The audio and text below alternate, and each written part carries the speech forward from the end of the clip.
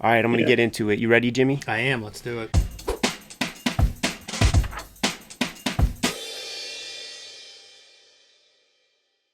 My name's Ed Piskor. I'm Jim Rugg. The man of the hour this week. One of my creative, artistic comic book heroes, man. One of my top 10. Tim Truman. Rattle off some books, Jimmy. Grimjack, Scout, Hawkworld, Dragon Shang, Spider, Jonah Hex. And, of course, Tim, we're really here to talk for about 3 hours about Time Beavers exclusively. Sounds good. I want to beat Bassett's record, you know? We're going for 10K.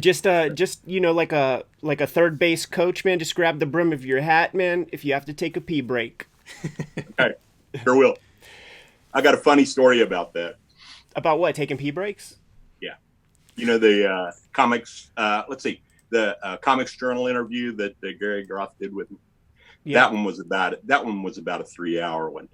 And right in the middle of the interview, you know, it was just a phone interview. Right in the middle of the interview, it hit me.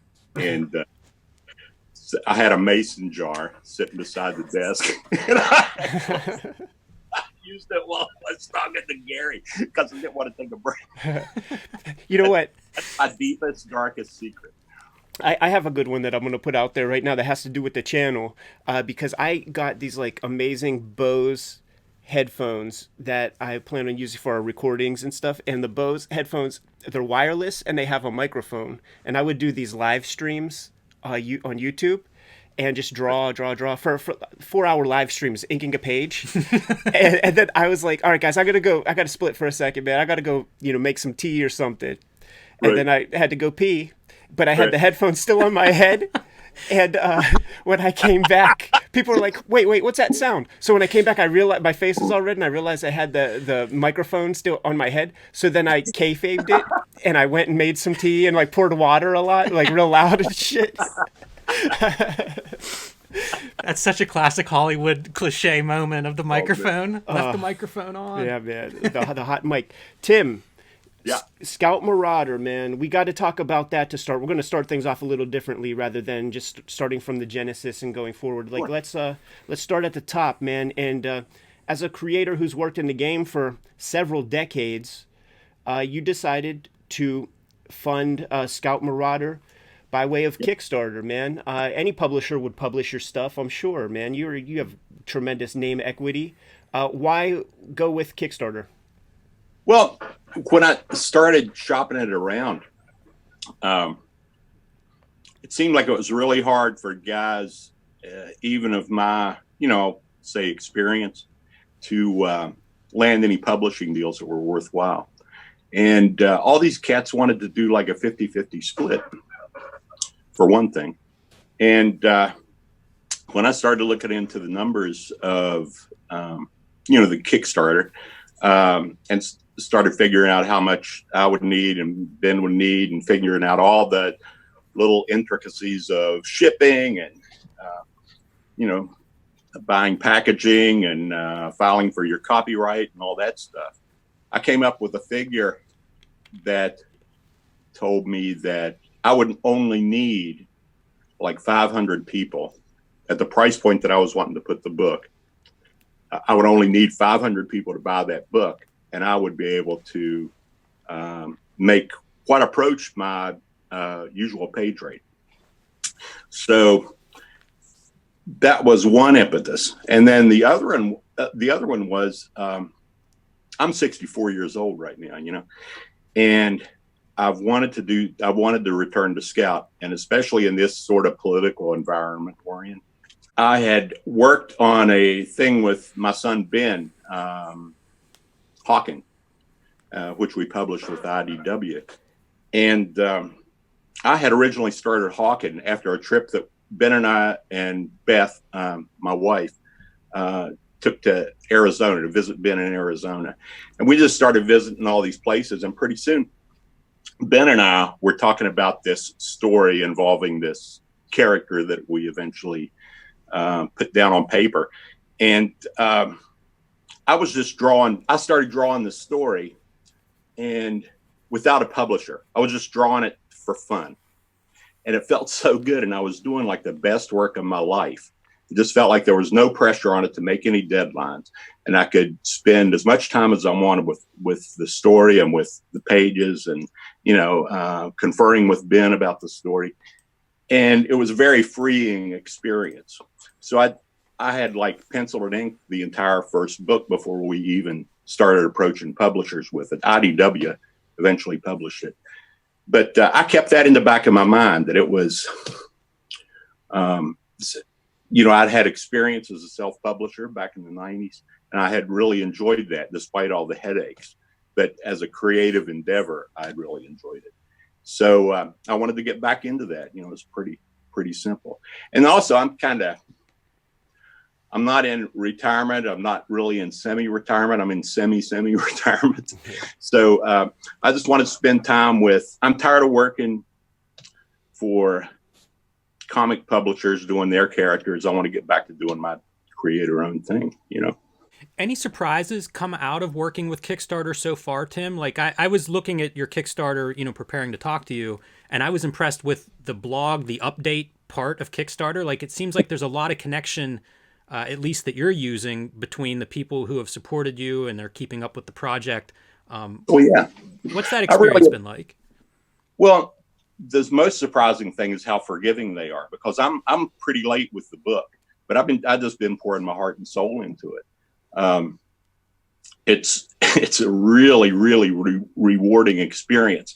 And it's the first time, well, I won't say it's the first time, but it's one of the few times that I've been able to sort of do the entire book solo, like we were taught in the Kubert school, And I really enjoy working digitally. I don't like to ink digitally. That it looks like the first time I ever picked up a brush in Dick Giordano's inking class, But I love to paint digitally, and I love to put together the pages digitally, and also like to do my layouts and pencils digitally.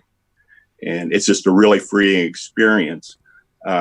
It's about like the first time I started using airbrush. And a lot of people crapped on using an airbrush, but I was like, this is really cool, and you can get effects with this thing that you just can't get anywhere else. So, with any other material.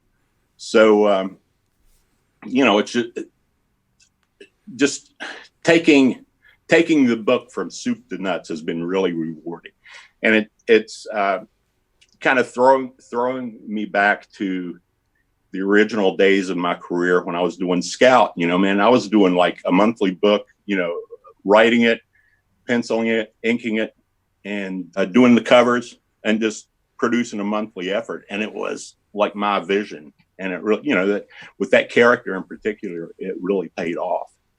And so it's kind of a return to that. But the most surprising thing, like I say, is that people are really forgiving, and they really want to see the book, So they've been very supportive and sort of waiting for it. When you were crunching those numbers and you came up with the figure of 500 people need to show up to make this thing sort of approach the page rate, how many people have shown up? Is it a surprising amount? More? You can check it out on the Kickstarter, but I believe it's about 700. And then also I put the book, I do pre-orders at my website. So I've gotten, I forget how many more people, but it's like enough right now. I've made enough it's probably about 40 people that pre-ordered the book just through my website. It'll be 41 after this, after we get off this recording. I appreciate it, man. But it's, so, you figure them in the mix. There's a couple, there's enough there for me to say, if I wanted to, I could hire a colorist. That's been the big, if this was a black and white book, it would have been out 6 months ago. But I'm doing it. I'm painting it, I'm painting the interiors, and according to my own sensibilities. If I wanted to, I could hire a colorist, or I might do it. See, this is the first book of 2 books. So if I want to, I could hire a colorist for the next endeavor, just so people wouldn't have to wait as long, I feel like the composition of your video here is, it's like the Tim Truman color palette, man. It's like those hot colors, man. Yeah, it's so funny, man. I was working on pages last night, like just touching up colors and stuff. and doing some drop-ins on some like little. We've got a Game Boy that an old Game Boy machine that figures prominently in the story. So I was dropping in some old-fashioned Game Boy backgrounds in there, and I was looking at the page that I was like, God, it looks like I took acid when I'm coloring this thing. But it's all Southwest colors. It's all like oranges and yellows and blues, and so it's pretty cool. And I'm just having a blast doing it. But yeah. And we should note for anybody watching at home, if they haven't checked out that Kickstarter, you post a lot of these pages in progress and the updates, and they are mind-blowing. Like, I'm so impressed by the color. I think we talked about that at Baltimore when we ran into you last year. It's pretty interesting to see you adopting new tools and techniques, taking on coloring. It's pretty exciting as a fellow cartoonist to see you embracing that and leaning into it. Well, I do embrace it, and it's just been a really rewarding experience. One thing I used to do in the old days is when I'd get tired of working on a story, I'd find some new technical challenge. Like I'd ink with, some different kind of brush, or I'd try some kind of new technique just to kind of jolt me back into the story. And so working digitally, you make discoveries like that every day. How to use, especially like how to use masks and how to use different layers, overlay layers and multiply layers, and what to do with the screen, and how you can drop a dark purple screen over your whole page, and all at once the line work becomes much softer, and it integrates with the integrates with things more, and use sepia tones or whatever just on a screen. You can have it inked in black, but once you drop sepia tone on a screen on top of everything all at once, it just cuts everything back a little bit, integrates it more. In interviews, a lot of cartoonists they shy away from the technical aspects whenever they're speaking about their work. And one of the things I always appreciated with you, I read every Tim Truman interview under the sun, and you poor thing.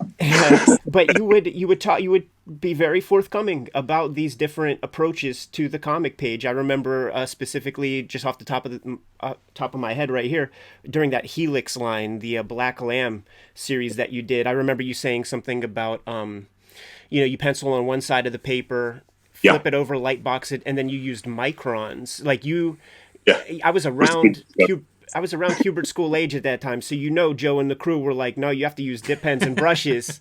I proffered that interview from probably Wizard magazine when they were introducing the Helix line, and I was like, well, Tim Truman is making a case for the micron pen, man. Yeah, it's funny about those things. Art Soydum? Yes. Okay, he hipped me to some really neat things about those pins. Like you can actually take an X-Acto knife, a really sharp X-Acto knife, and whittle down the points, and you can to make it so you can get a variable line on the stuff. I really appreciate that, and it's something that I've always tried to do. I think it's because I came from my dad was a minister, and I saw what lessons meant to people. So I like to pass on the information when I go. And also, I grew up in West Virginia, and there was absolutely no access to any of this stuff. And, when I first went to the Hubert School, I took my portfolio was on loose leaf lined notebook paper, right? And it was all drawn to comic book size. I had no idea that you drew large and then they would reduce it. So I'm sure there are other kids like that out there, even in the internet era, who just would like to know a little more information about that stuff. You were a great school of cartooning before the Hubert School for me, just from those interviews, man. And Pittsburgh, it's not far off. It's still Appalachia. It's still a part of Appalachia. You know what I'm saying, man? And when I was growing up, the Appalachians, baby. Yeah. When I was growing up here, it would be kind for me to say that that a person who was a young avid reader was looked down upon a little bit in the community. So in West Virginia, growing up, you were a pretty avid reader, Edgar Rice Burroughs, all that kind of stuff, man. Were you a little bit outcast in the community? No, my, even though my dad was a minister, they didn't mind me like listening to music and reading books and collecting comics and stuff like that. They when I went away to college, though, my mom did throw away my collection of National Lampoons. I think she had it. There were some titties in there, if I remember right. Yeah, and but they like to see me read, and I always read in grade school. I would just like pirate the library and try to read every book that was in there. The thing is, my dad was an insurance salesman, and he was a good insurance salesman. So they would move him from town to town to sort of pump up business in particular areas. So I spent every year of grade school in a different school when I was growing up. I made some friends, but they weren't like long lasting relationships that you might have with a childhood friend.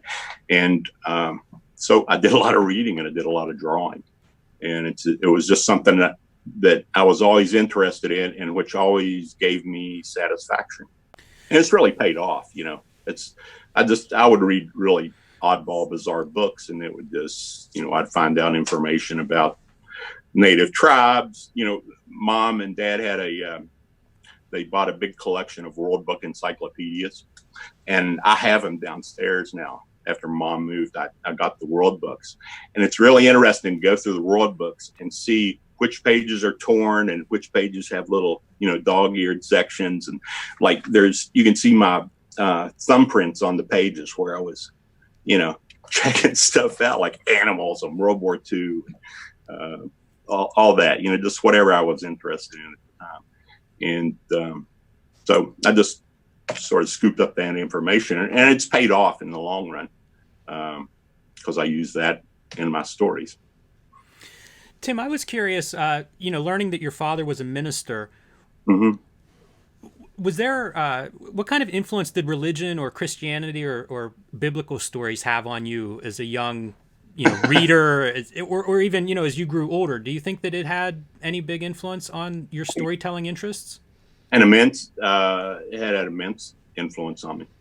First of all, you discover how immortal stories are. And after you grow up, you start figuring out what heroic archetypes are. My dad, when he was preaching, I'm 98th percentile ADHD, right? So, and when I was a kid, I was really, really, really fidgety. And so in order for me to sit through church, Mom would bring a pad of paper and let me draw. So I would draw pictures of whatever my dad was preaching, especially if it was like Samson or Elijah the prophet, like calling down fire from the sky to burn up the priests of Baal. It's pretty cool stuff. So yeah, it had a big impact on me. And later on, when I started reading about like Zen Buddhism and different comparative religions, I started seeing that there was a broader spectrum out there. So I'm pretty universalist in my outlook. I think there's something out there for everybody, or not. If you don't, if you aren't so inclined, then fine. But and I've seen some really strange stuff that in my life that makes me wonder about realms that are beyond our sort of perception. And I think people lock into that, people detect that in your everyday life. So, big influence. Also, when I was doing Scout, there was this big spate of stories where like preachers would be the bad guys and fundamentalists, the figures would be the bad guys. So I made a concerted effort in Scout to, I have a couple of missionaries in there who have these like traveling mission camps that serve as hospitals, and they feed people. And then in Scout also they compare, the character Scout is heavily traditionalist Apache. And there's some conversations in Scout about religion, and it was mainly me just trying to figure stuff out as a 31-year-old, but it's all played into it. Did you ever get your hands on the Jack T. Chick tracts? Oh yeah. Yeah? What'd you think about those things, man? In fact, you worked for TSR, so there were a couple of those issues about Dungeons and Dragons and whatnot. Right. Yeah. Those things are a travesty, really. I mean, you pick up the ones about, being gay or whatever, and I don't know, they're kind of hard to stomach. They're interesting in a sort of comparative standpoint. I like to know what's going on in people's heads. It's valuable to figure out at times, but so I'm kind of a leftist universalist, pro-labor kind of guy. I bow to no president, pope, or king. Early influences before Kubert School, comics wise. Name a couple of names, man. Name a couple of comics. Well, early on, I mean, I go through different phases of influence. Like early on, I would raid my cousin's comic book collections when we go to visit. Our family was really tight, especially on the Truman side. And my cousins had big comic book collections. And so when we would go to their house, like I say, I was pretty fidgety as a kid, but they knew as soon as they sat me on the floor with a stack of comic books, they didn't have to watch over their shoulders for me to be like climbing on bureaus or launching myself out of a window somewhere. Early on, I was particularly attracted to like Gold Key and Dell Comics. I read Sam Glansman was probably the first guy whose style I really started recognizing. And then Joe Kubert, of course. Joe's work was just so magnetic and compelling. Once you grow up, you figure out it's his storytelling style. But let's see. We visited somebody one time who had Harvey Comics had done a collection of Will Eisner's spirit stories, and that just blew my mind when I saw that. Because it was so bizarre in many ways. The stories were so cool. The storytelling was just, it just sucked you into the page and kind of pinned your head to each page. And so I was really into that. Later on, of course, Gene Colan and Jack Kirby, especially Kirby. Then I discovered Steranko, another big mind-blowing event. Then Master of Kung Fu came out, and it was like Jim Starlin when he did the first 3 issues. I was like, wow, this guy's great.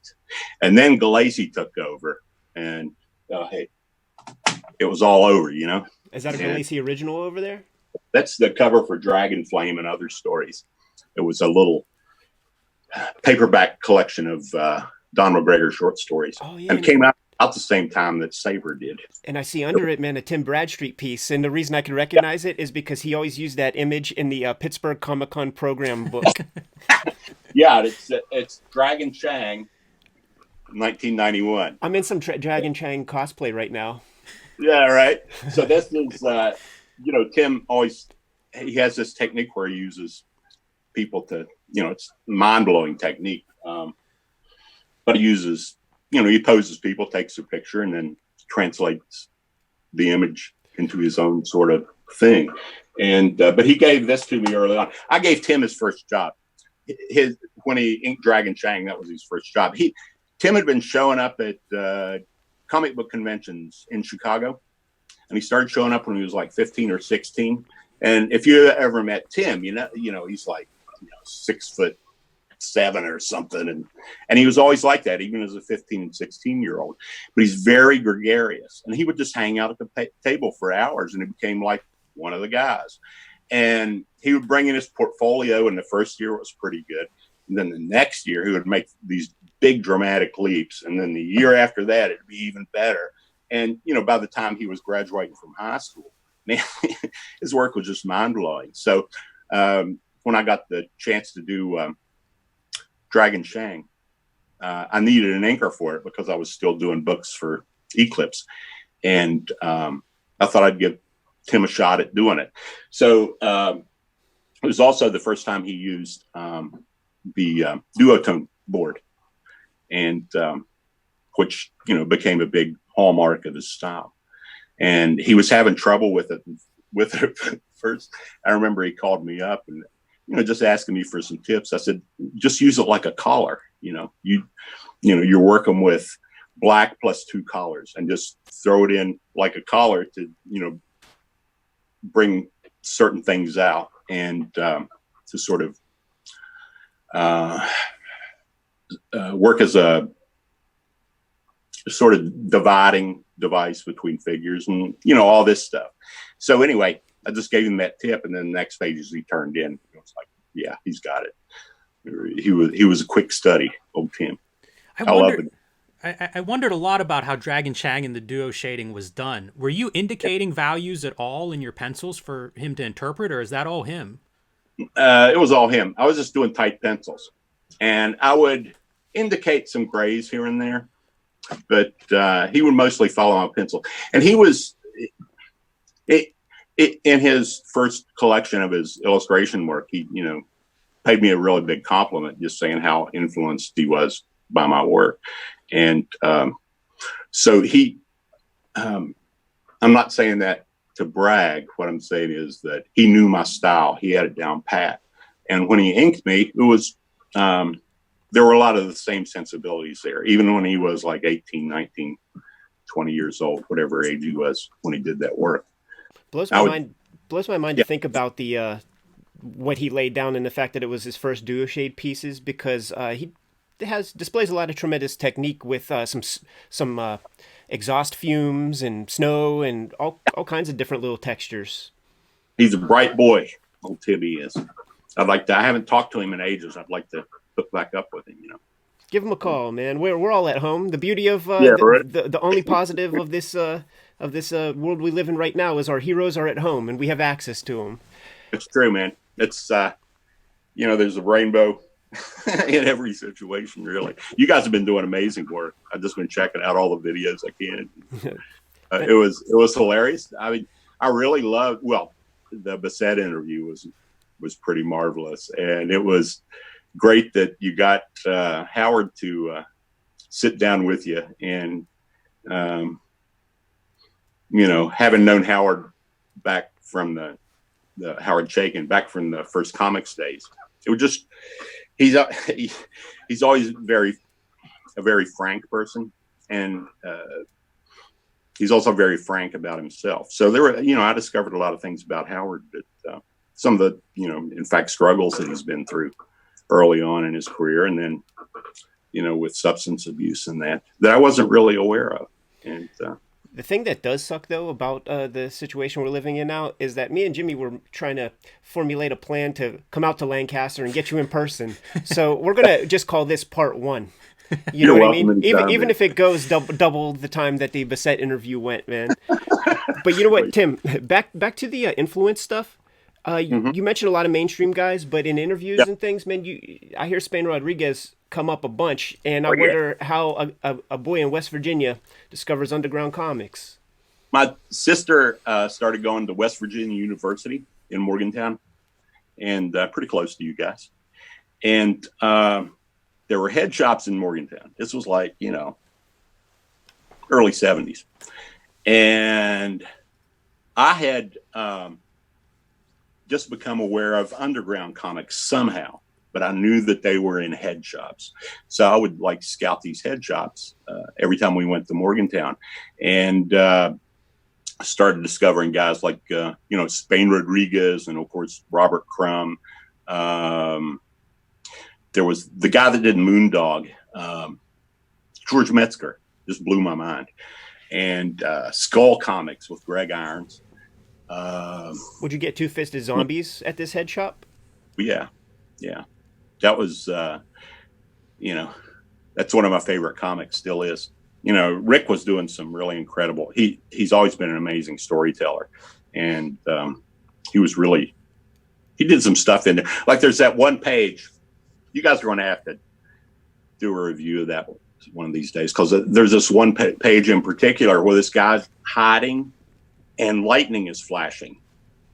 And so it'll be like this guy hiding, and then lightning will flash in the background, and you'll see him hiding, and then the next panel is black, and then lightning will flash again, and you see the guy again, whatever he's doing. Next panel is black. It was just this sort of brilliant storytelling for the time. That he figured that stuff out. Nobody was doing things like that. Rick's a genius. Rick Veitch, we're talking about, just for the kids at home. Yeah, and and his brother Tom did the writing. It's a well written story, and then Tom, of course, would write things for Greg Irons and all those other cats. Also, a guy that of the guys that influenced me, it was probably Spain, whose work is just mind blowing. It's really raw and rugged, but it's just like his heart all over the page. And Rand Holmes, who did Harold Head comics. I mean, Rand Holmes is one of the most accomplished draftsmen, I think, to come out of that scene. And when I did my book Wilderness, it's a frontier biography of a guy from Pennsylvania. But I got an order from Rand Holmes, and I wrote him. When I was like, "This is Rand Holmes, and he lives in like Canada. It's got to be him. It's got to be him." So I put like this fan letter in it. I mailed the book, but he's supposed to be very reclusive, and so he never answered me. But I was very flattered that he was even interested in my book. Yeah. Did you ever meet Spain? No. I've met a lot of my heroes, and like I got along amazingly well with Will Eisner. Will and I would have lunch at every comic convention we ever went to. And of course, I had a lot of, Dick Giordano was one of my instructors, and Joe Kubert was one of my instructors. So, and there were guys that I just met along the way at conventions and stuff. I had no, I got along with them really well. Spain was one of those guys. He was at a couple of conventions I went to in California, and I was too intimidated to go say hello to him. And I always wish I did, because I found out later that he was a big Grimjack fan. That's a big regret of mine.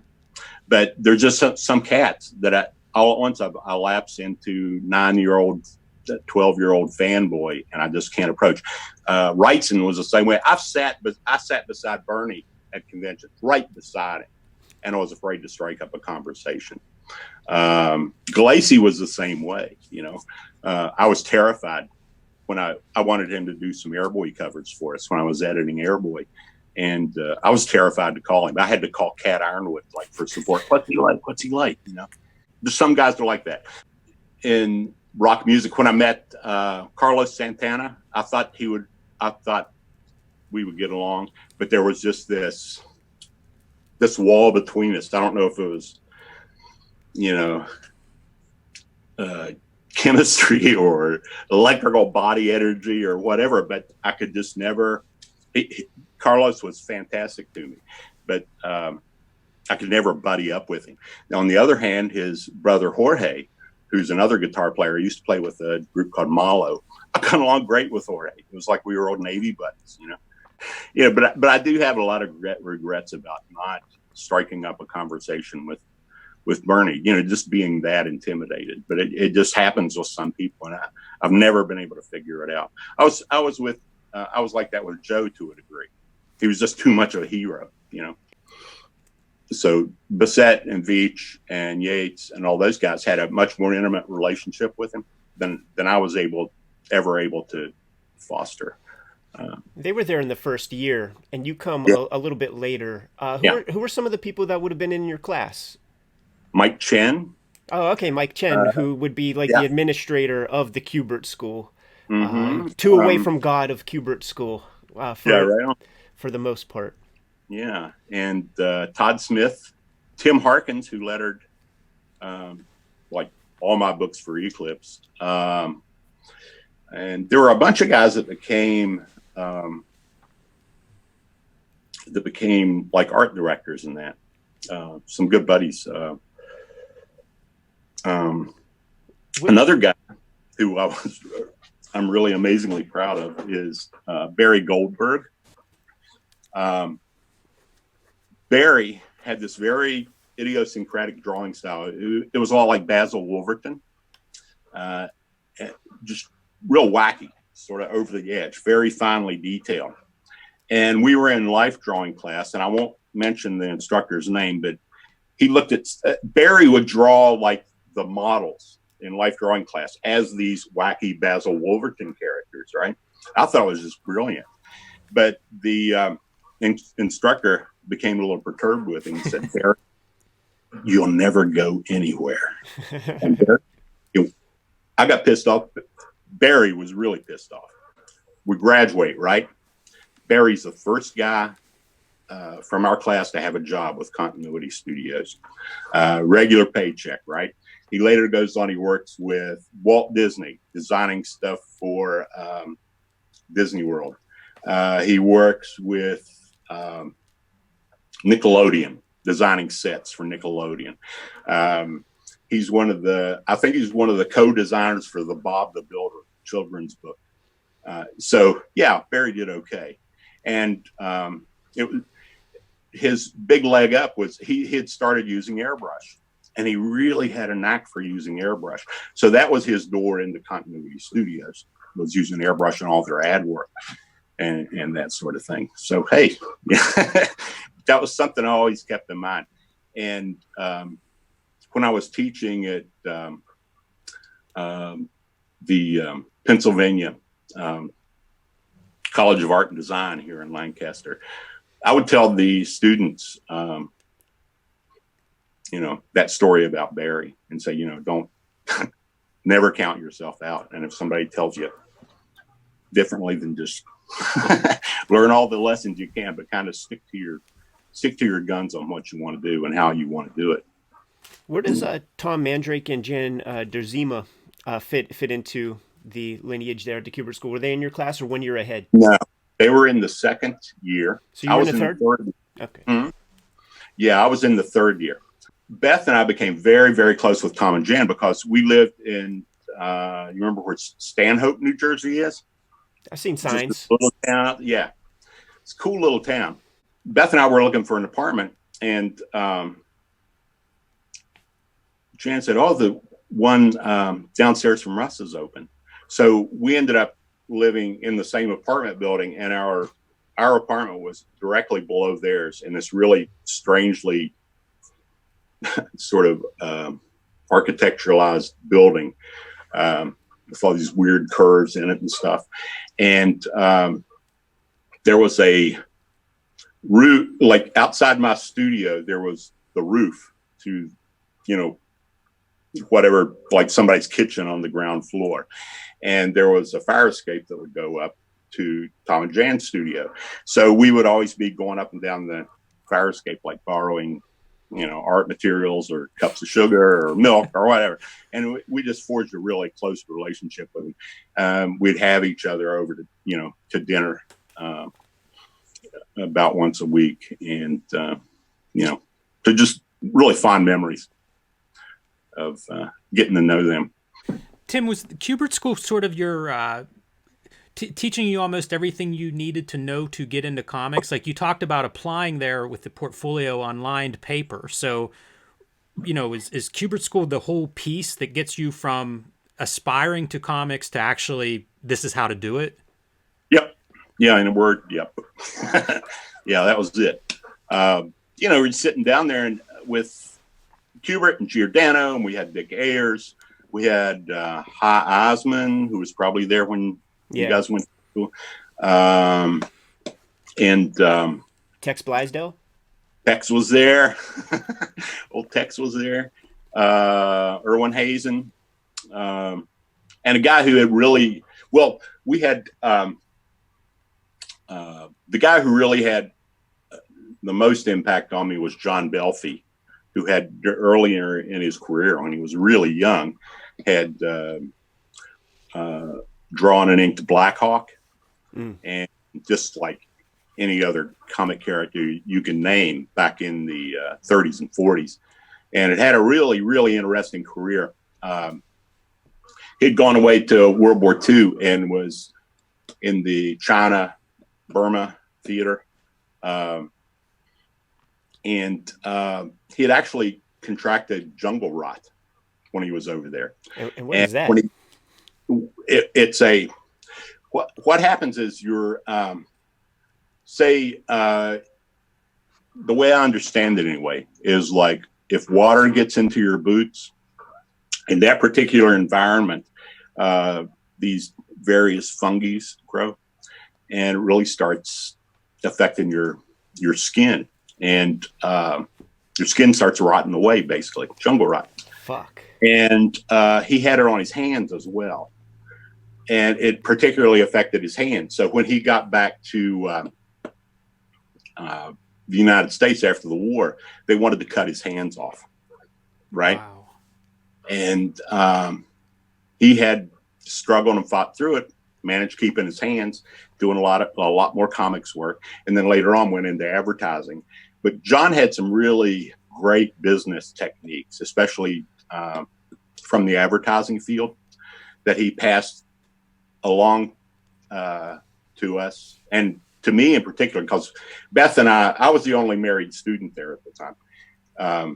And so John would have Beth and I over to visit him and his wife Val, and feed us some dinner. We're just poor kids, and we had marriage in common in that. So I got to know John really well. I became a very, very good friend, and so he would pass on all this information to me. One of the things he said is, whenever you go in with a job, to always bring in an idea for your next job. In other words, create your own work. So that I did that throughout my early career. Whenever I turned in some work, whether I was doing illustrations for a gaming company or working for doing comics for like Creative Computing in Morristown, New Jersey, I would always take in an idea. And usually I found out that the art director or the editor would end up like digging your idea. I did it all through my first comics career, through Eclipse. I did it in a couple of occasions with DC, and just I learned how to sell stuff, and so my burgeoning career to that technique, one little technique that John gave me. When you were a student, were you getting work while you were still taking classes? Yeah, Joe did not like that. But Beth and I, like the year after I graduated, our combined income was $7,000. We were literally starving. Okay, so during my sophomore and senior year, it was 3-year school. We were the first 3-year class. I started hustling some work, So, I don't know how I learned that Creative Computing in Morristown was wanting some, illustrate, to find an illustrator, but it was probably through the newspaper or something. And I went down there and, took my portfolio and sold work. Now, before that, I had, Joe was having us do the Heroes World catalog and that sort of thing. We weren't making much off that. And, we'd do little Sergeant Rock backup stories. And that was just part of our educational experience, seeing how our stuff looked in paper. And then when you see it, you're like, oh man, I don't know if I'm good enough for this or not. But hunger really drove me to, find some work to help. Beth was like a part-time nursery school teacher, and we need some money, man, pay the rent, you know. One of the things about going to the school, which nobody really talks about, is in the town of Dover, New Jersey. You're going to go into restaurants and see the most beautifully illustrated menus, facades to laundromats, all sorts of pizzeria boxes, art, like the Cubers go when they talk about job placement percentages and stuff. Portion of that percentage, man, goes to making beautifying Dover, New Jersey local businesses. Yeah. Plus, it's the only place with the Green Lantern restaurant. You know what I mean? Remember that with the big Green Lantern logo, just like on the comic book, like it was, that early '60s Green Lantern logo. That was a great area to be in because there was such access to the city. But then in some of the outlying towns and cities around Dover, there were a lot of magazines. So I had a buddy that became art director for a drumming magazine. Bob Harden was also in my class, and Bob and I were great buddies. But he started doing work for Cartoonist magazine, and because he could just draw hot rods like nobody's business, and he's a really, he's a crackerjack cartoonist. There was another guy that was in our class, Lyman Dowley. He was a weightlifter, so he started doing comics for these weightlifting magazines, doing illustrations of comics for weightlifting magazines. So it's, everybody, it was a great place to be in if you wanted to, to get your first job, basically. Was there a lot of talk about, I don't know, the business side of this? Like, go to a weightlifting magazine and sell them a strip, convince them that this is valuable to their magazine. Was that something that was, I don't know, talked about, taught at all there? Yeah, John Belfi. Yeah. That's pretty fantastic. That's something that I've seen come up in art education in the last decade and a half, maybe a little bit more of a business approach that was not there when I was in school in the 90s. Yeah, he had us doing paste ups and mechanicals. We could do anything. I mean, John had us doing paste ups and mechanicals. So you know how to put a book together, and you know how to do advertising work, and you'd be able to speak the language of the art director. Hi Osmond was doing logo design and lettering, and one of the greatest instructors we had there in the first year was Bob Oxner, who used to do like Dobie Gillis comics and that. But Bob was a classically trained artist and illustrator, and he's a guy that hipped me. He made design so crystal clear for me, about how to sort of shape your illustrations, keep them, and what a circular pattern does on an illustration, what a triangular pattern does, what an X pattern does, what a box does. Just sort of the emotional places that those patterns take you. So you use them to advantage in your illustrations, right? But Bob had a great way of just making all that crystal clear. And so we were getting this full-blown education for about everything somebody would want to do, with technical side and the business side. Plus the DC implosion had just happened, so we got to hear a lot of horror stories, man, of guys who would like take in a job to DC and they're out of there after that. They have no more work. That happened to a bunch of the instructors, and a lot of them had been through it before in the 50s, after the Frederick Wortham stuff, like Hi Osmond he was doing a ton of work before the Wortham thing happened. And after Frederick Wortham published that book, and places started closing down, he said he would pick up a job one week and then go into New York City to drop it off, go up to the, whatever tenement flat the publisher was working out of, open the door, and the whole place was cleaned out, no furniture or anything. And you're you're left there with this work that you just spent a week on. So, we got to hear all those horror stories. So it sort of taught us to be prepared for anything. These guys have been through the wars, man. And this valuable experience. You can't beat experience like that. I had flunked out of 2 colleges before that. I'd gone to Columbus College of Art and Design and gone to West Virginia University, where I had met my wife. And I just, I didn't want to sit through those classes. I wanted to be an illustrator, and more particularly, I wanted to be a comic book artist. So when Joe's school opened up, I was like, yeah, this is it. I'm going to make my last stand here. It's do or die. If I don't make it here, I'm going to go, I have to go back home and be a coal miner, That's good motivation to make the dream come true. Nothing against coal miners. Yeah, of course. I come from a whole family of them, but I've got rougher hands than we do, man. For sure. Yeah, I mean, I'd worked there, summer hire programs, and I was like, nah, I can't do this. Tim, after you get out of the Kubert school, you don't do comics for a couple of years. You get into role-playing game art. Yeah.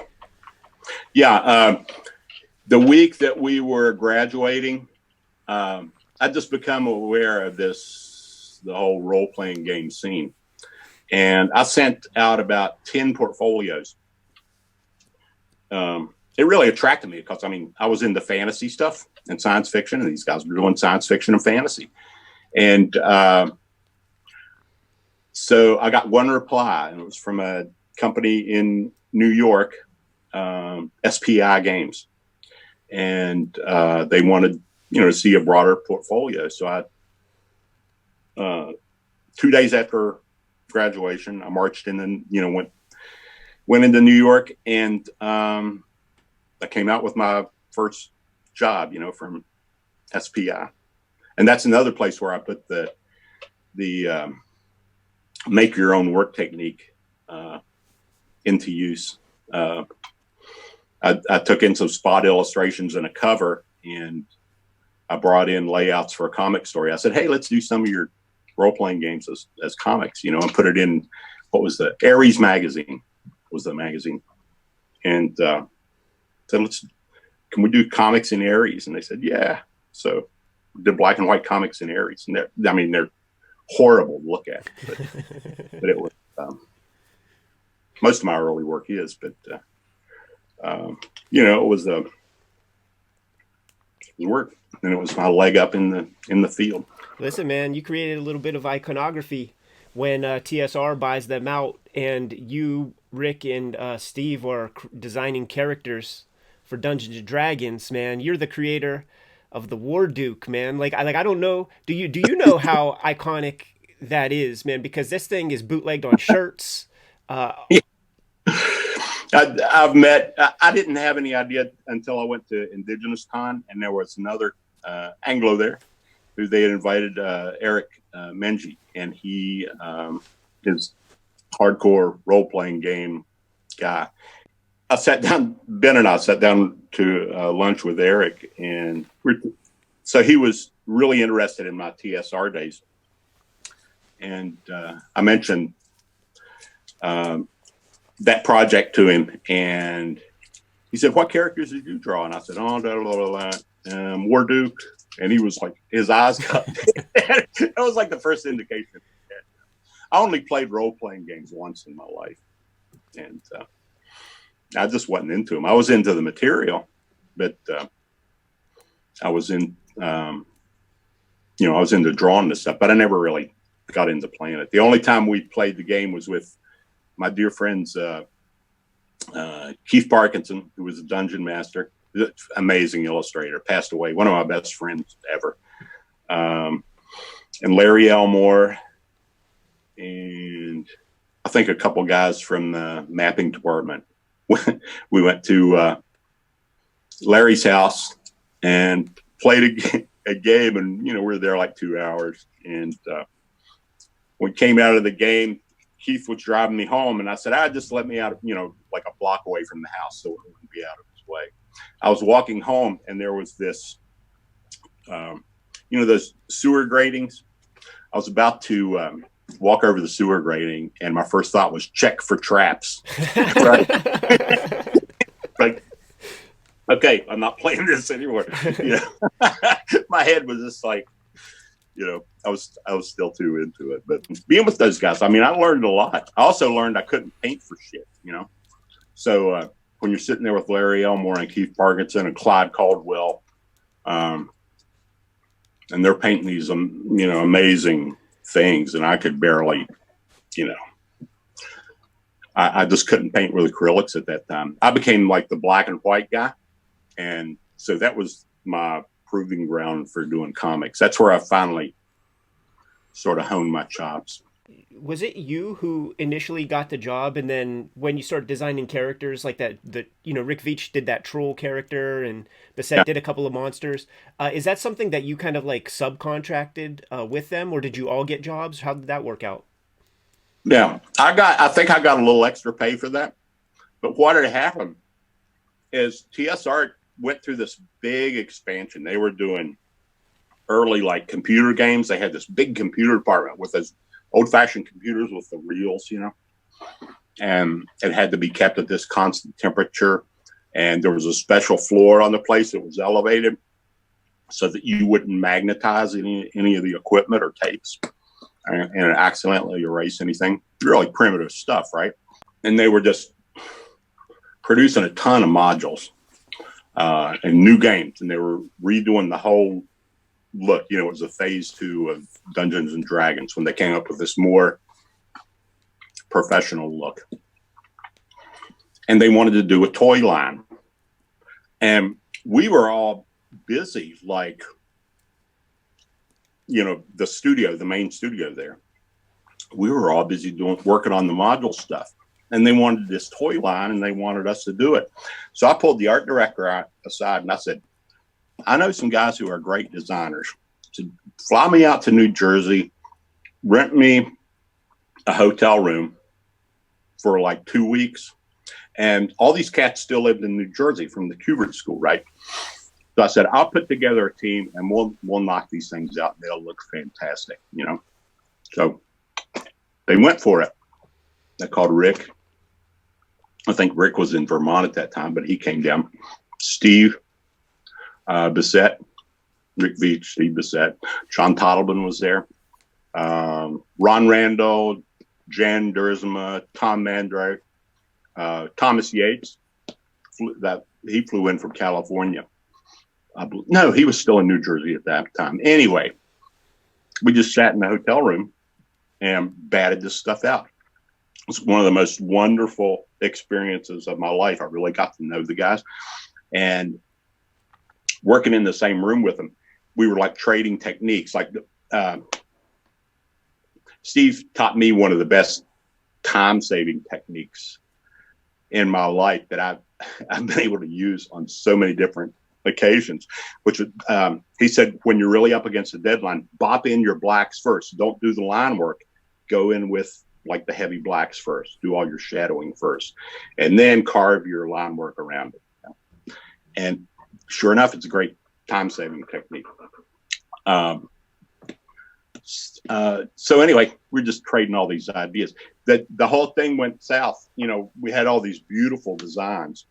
And when I got back to TS Art, which was in Lake Geneva, Wisconsin, they wanted to turn the stuff around. They'd hired this amazing stable of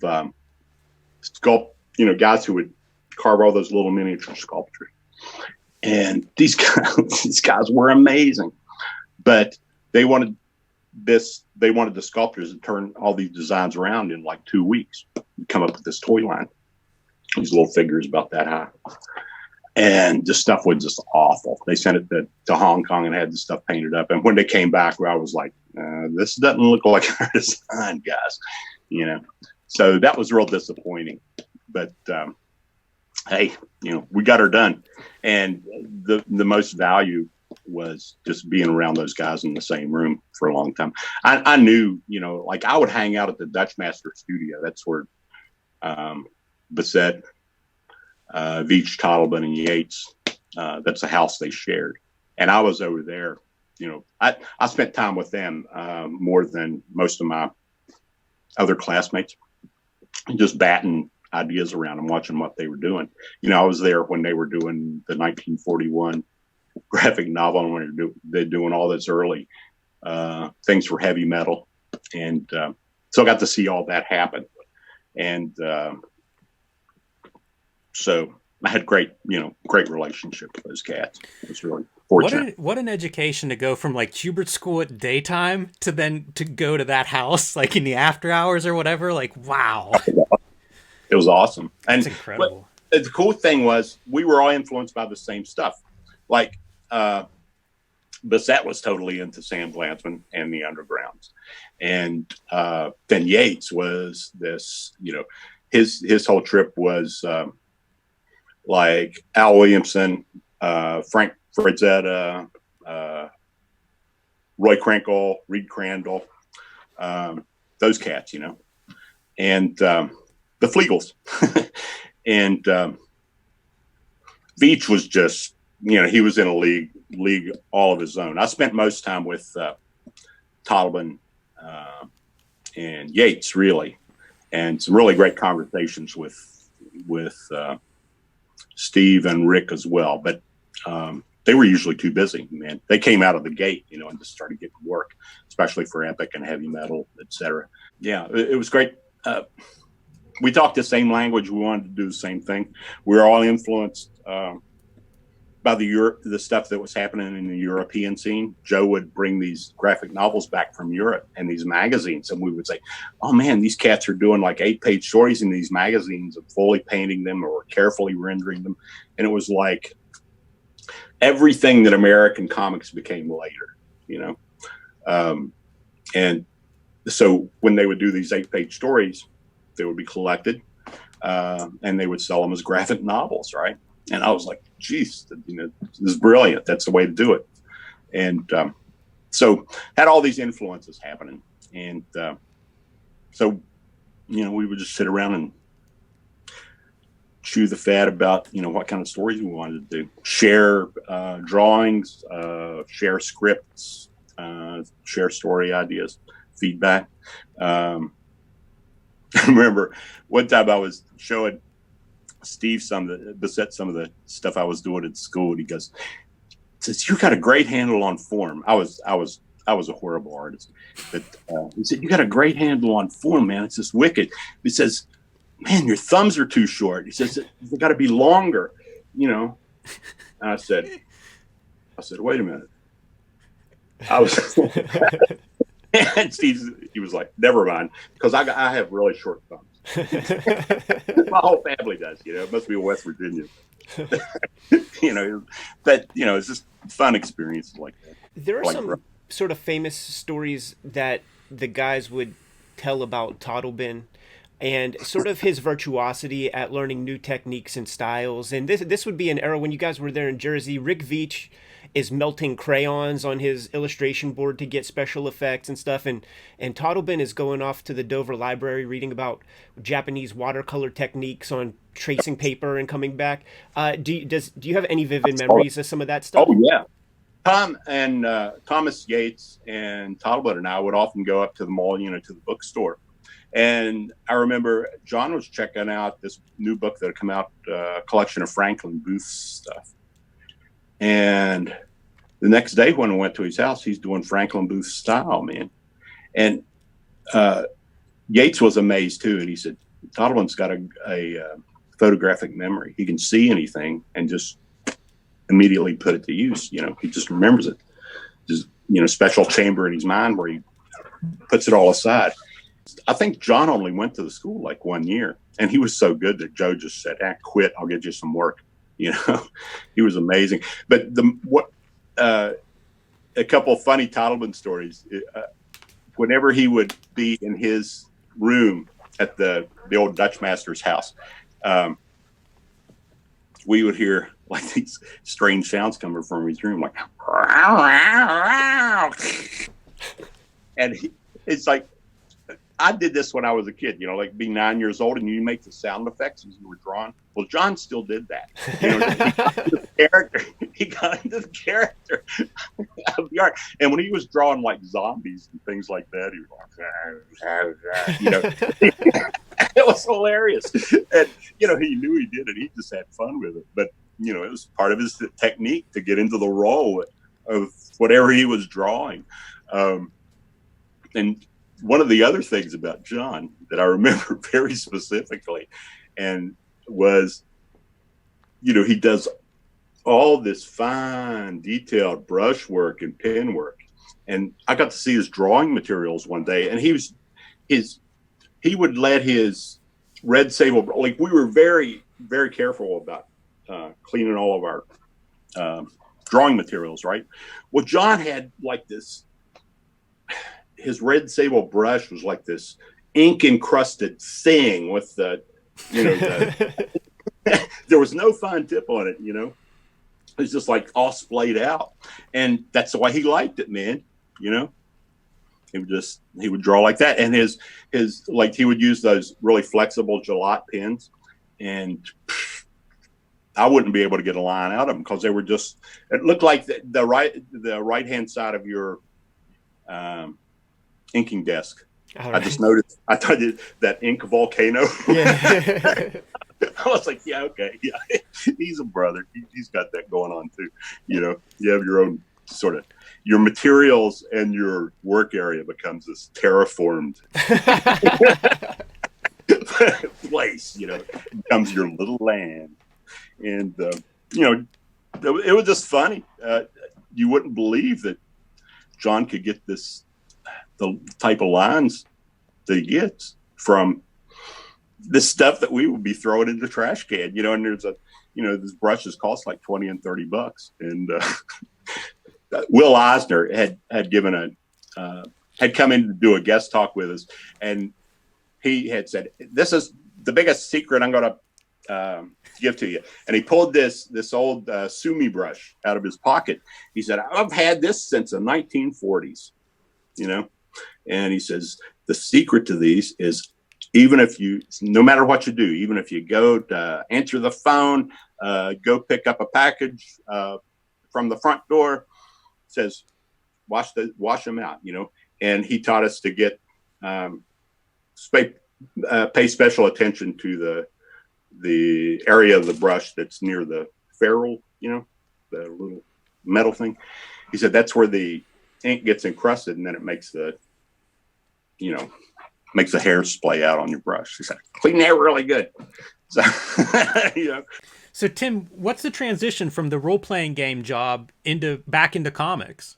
Let's see here. I was working at TSR, and they were having these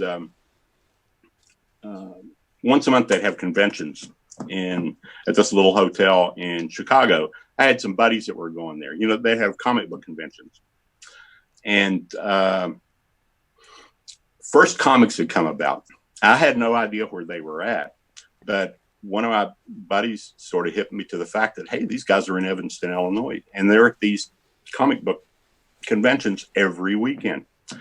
So I said, you ought to, my buddy knew I wanted to do comics. So he said, get a portfolio together, take it down and show it to him. So that's what I did. I just went to this comic book convention, and I just happened to have all these drawings of these scuzzy looking space mercenaries and, monsters and whatever, but I had this sort of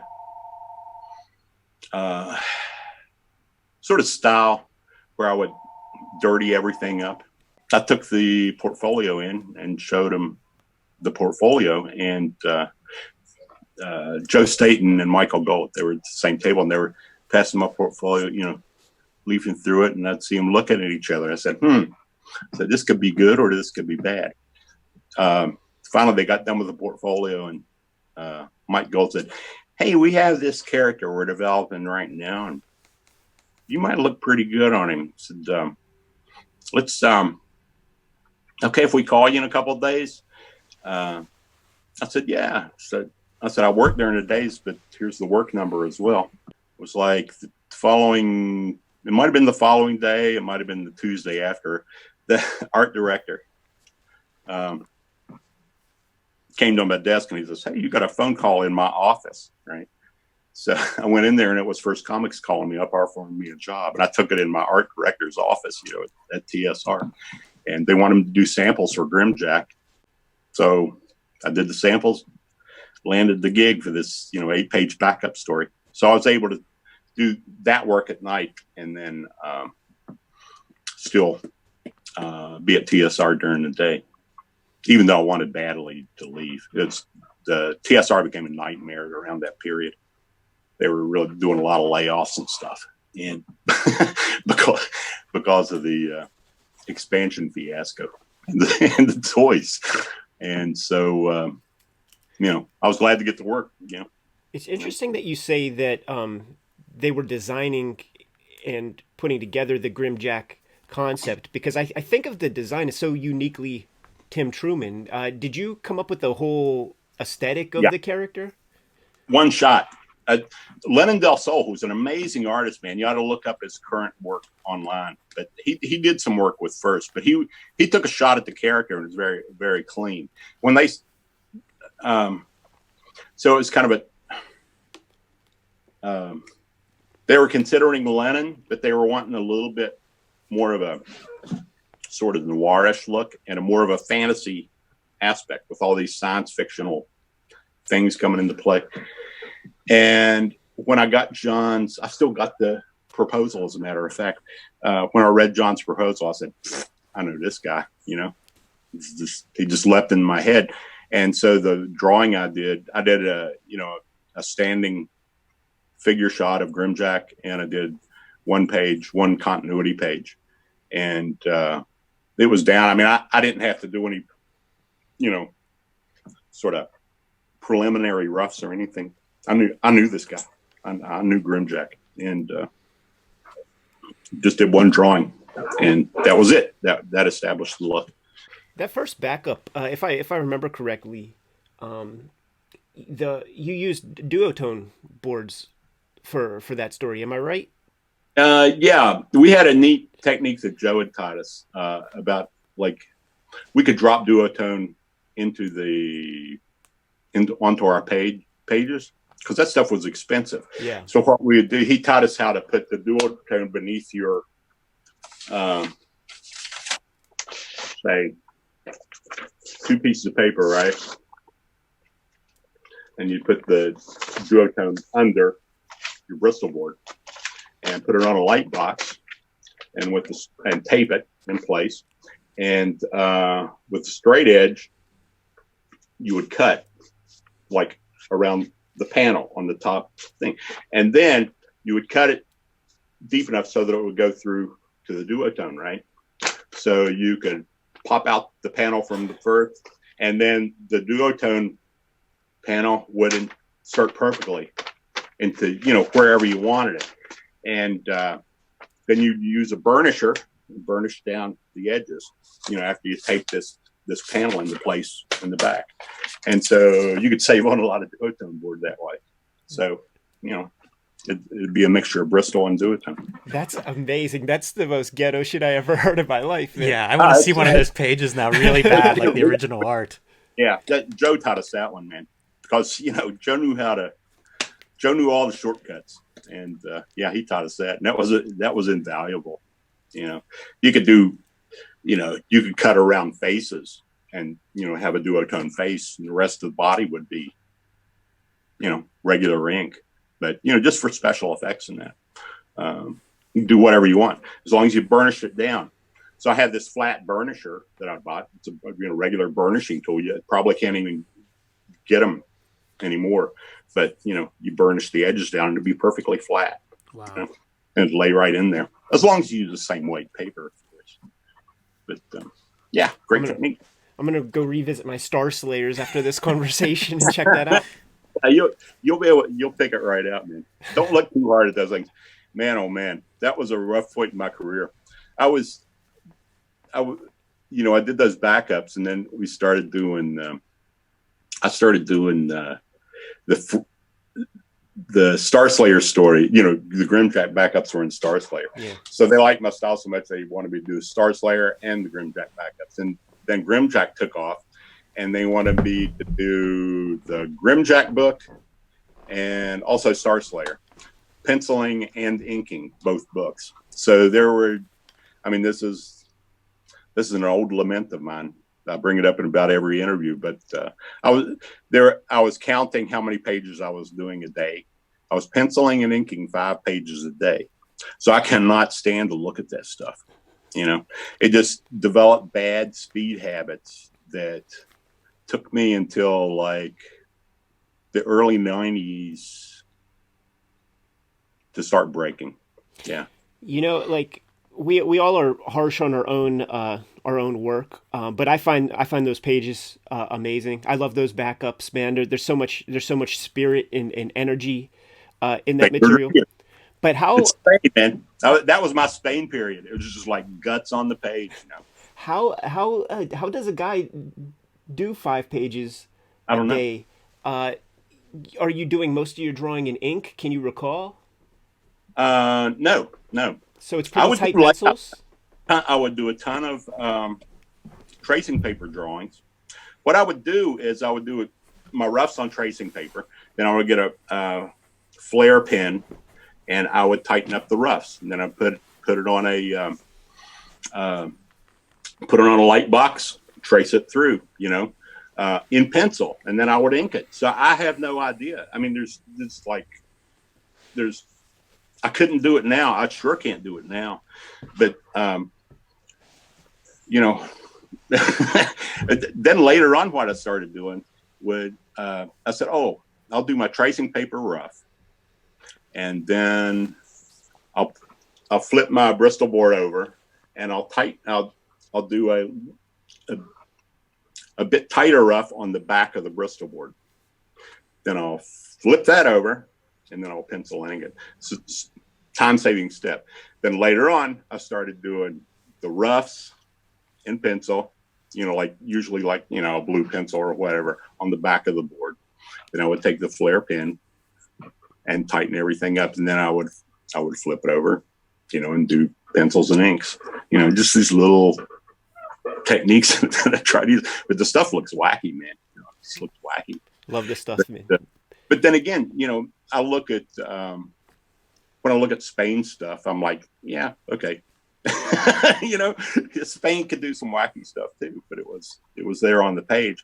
And then later, what really made me feel good was I was in the comic store in Lancaster one day, and there was this older gentleman walking around with his grandson, and I went to pay for my books, and my buddy Joe Miller, who owns the comic store, he said, "Hey, that's George Evans over there." I said, "Really?"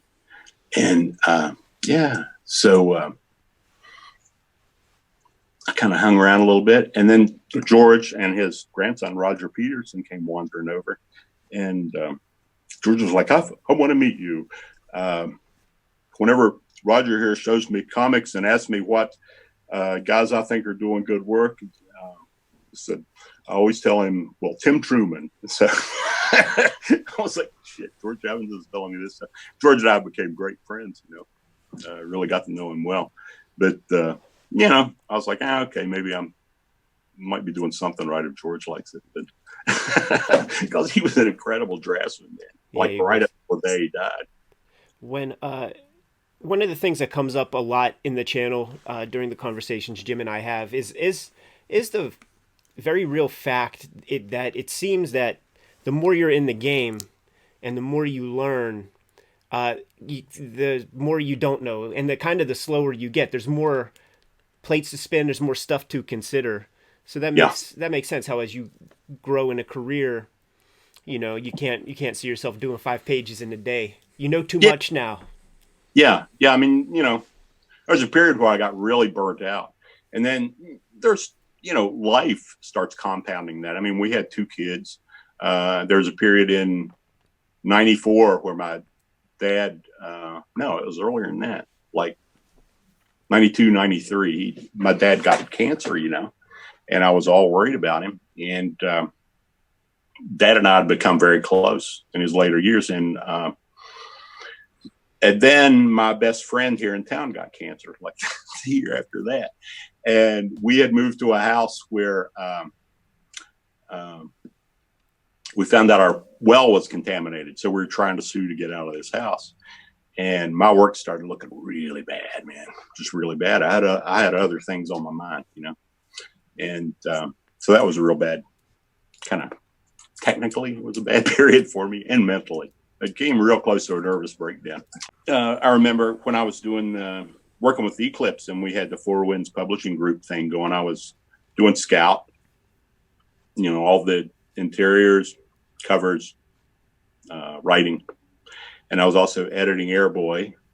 And we had this, you know, some other little side projects coming in there, and I was kind of creative director for the whole Airboy thing. And I mean, you know, it was just a crazy amount of work. I have no idea how I got it done, how I was doing that workload every day. But my wife, Beth, finally had to come to Jesus meeting with me one night and said, "Hey, listen, you know, you got to slow down a little bit." So, you know, I did. I didn't want to lose Beth. Was Time Beavers the first thing that you wrote? I'd written a couple of Munden's Bar backups. Well, and I'd written the stuff for SPI that I'd done with SPI. Except for a story I got Gardner Fox to write for me. Yeah, Time Beavers was really kind of my test of fire. And I got to work with John K. Snyder, who is another one of those guys who just started hanging out at my table at conventions, and I really liked John. He'd done this little self-published thing called Brick Starbuster. That's great little comic. I just love this style, man. You know, it reminded me of Alex Toth, and then John just had this whole thing going on that was totally his. And I said, let's keep in touch. So I used that as an opportunity for, you know, John came and lived with us for about a month, helping me on Time Beavers. And one of the only books I ever had an assistant on, you know. And so that was fun. Another one of those books that's hard for me to look at because of the vision that I had in mind was a little more detailed, but I was bashing it out, you know. I was in that gear, and I couldn't get out, you know, even with John's help. Is that what opens the door then to Scout? Yeah. First, it gotten really bad with payments, and I started withholding my work. And when they would ask me to turn it in, I would fax, I would FedEx them copies of the Xeroxes of the pages with big red X's through every panel so they couldn't reprint them.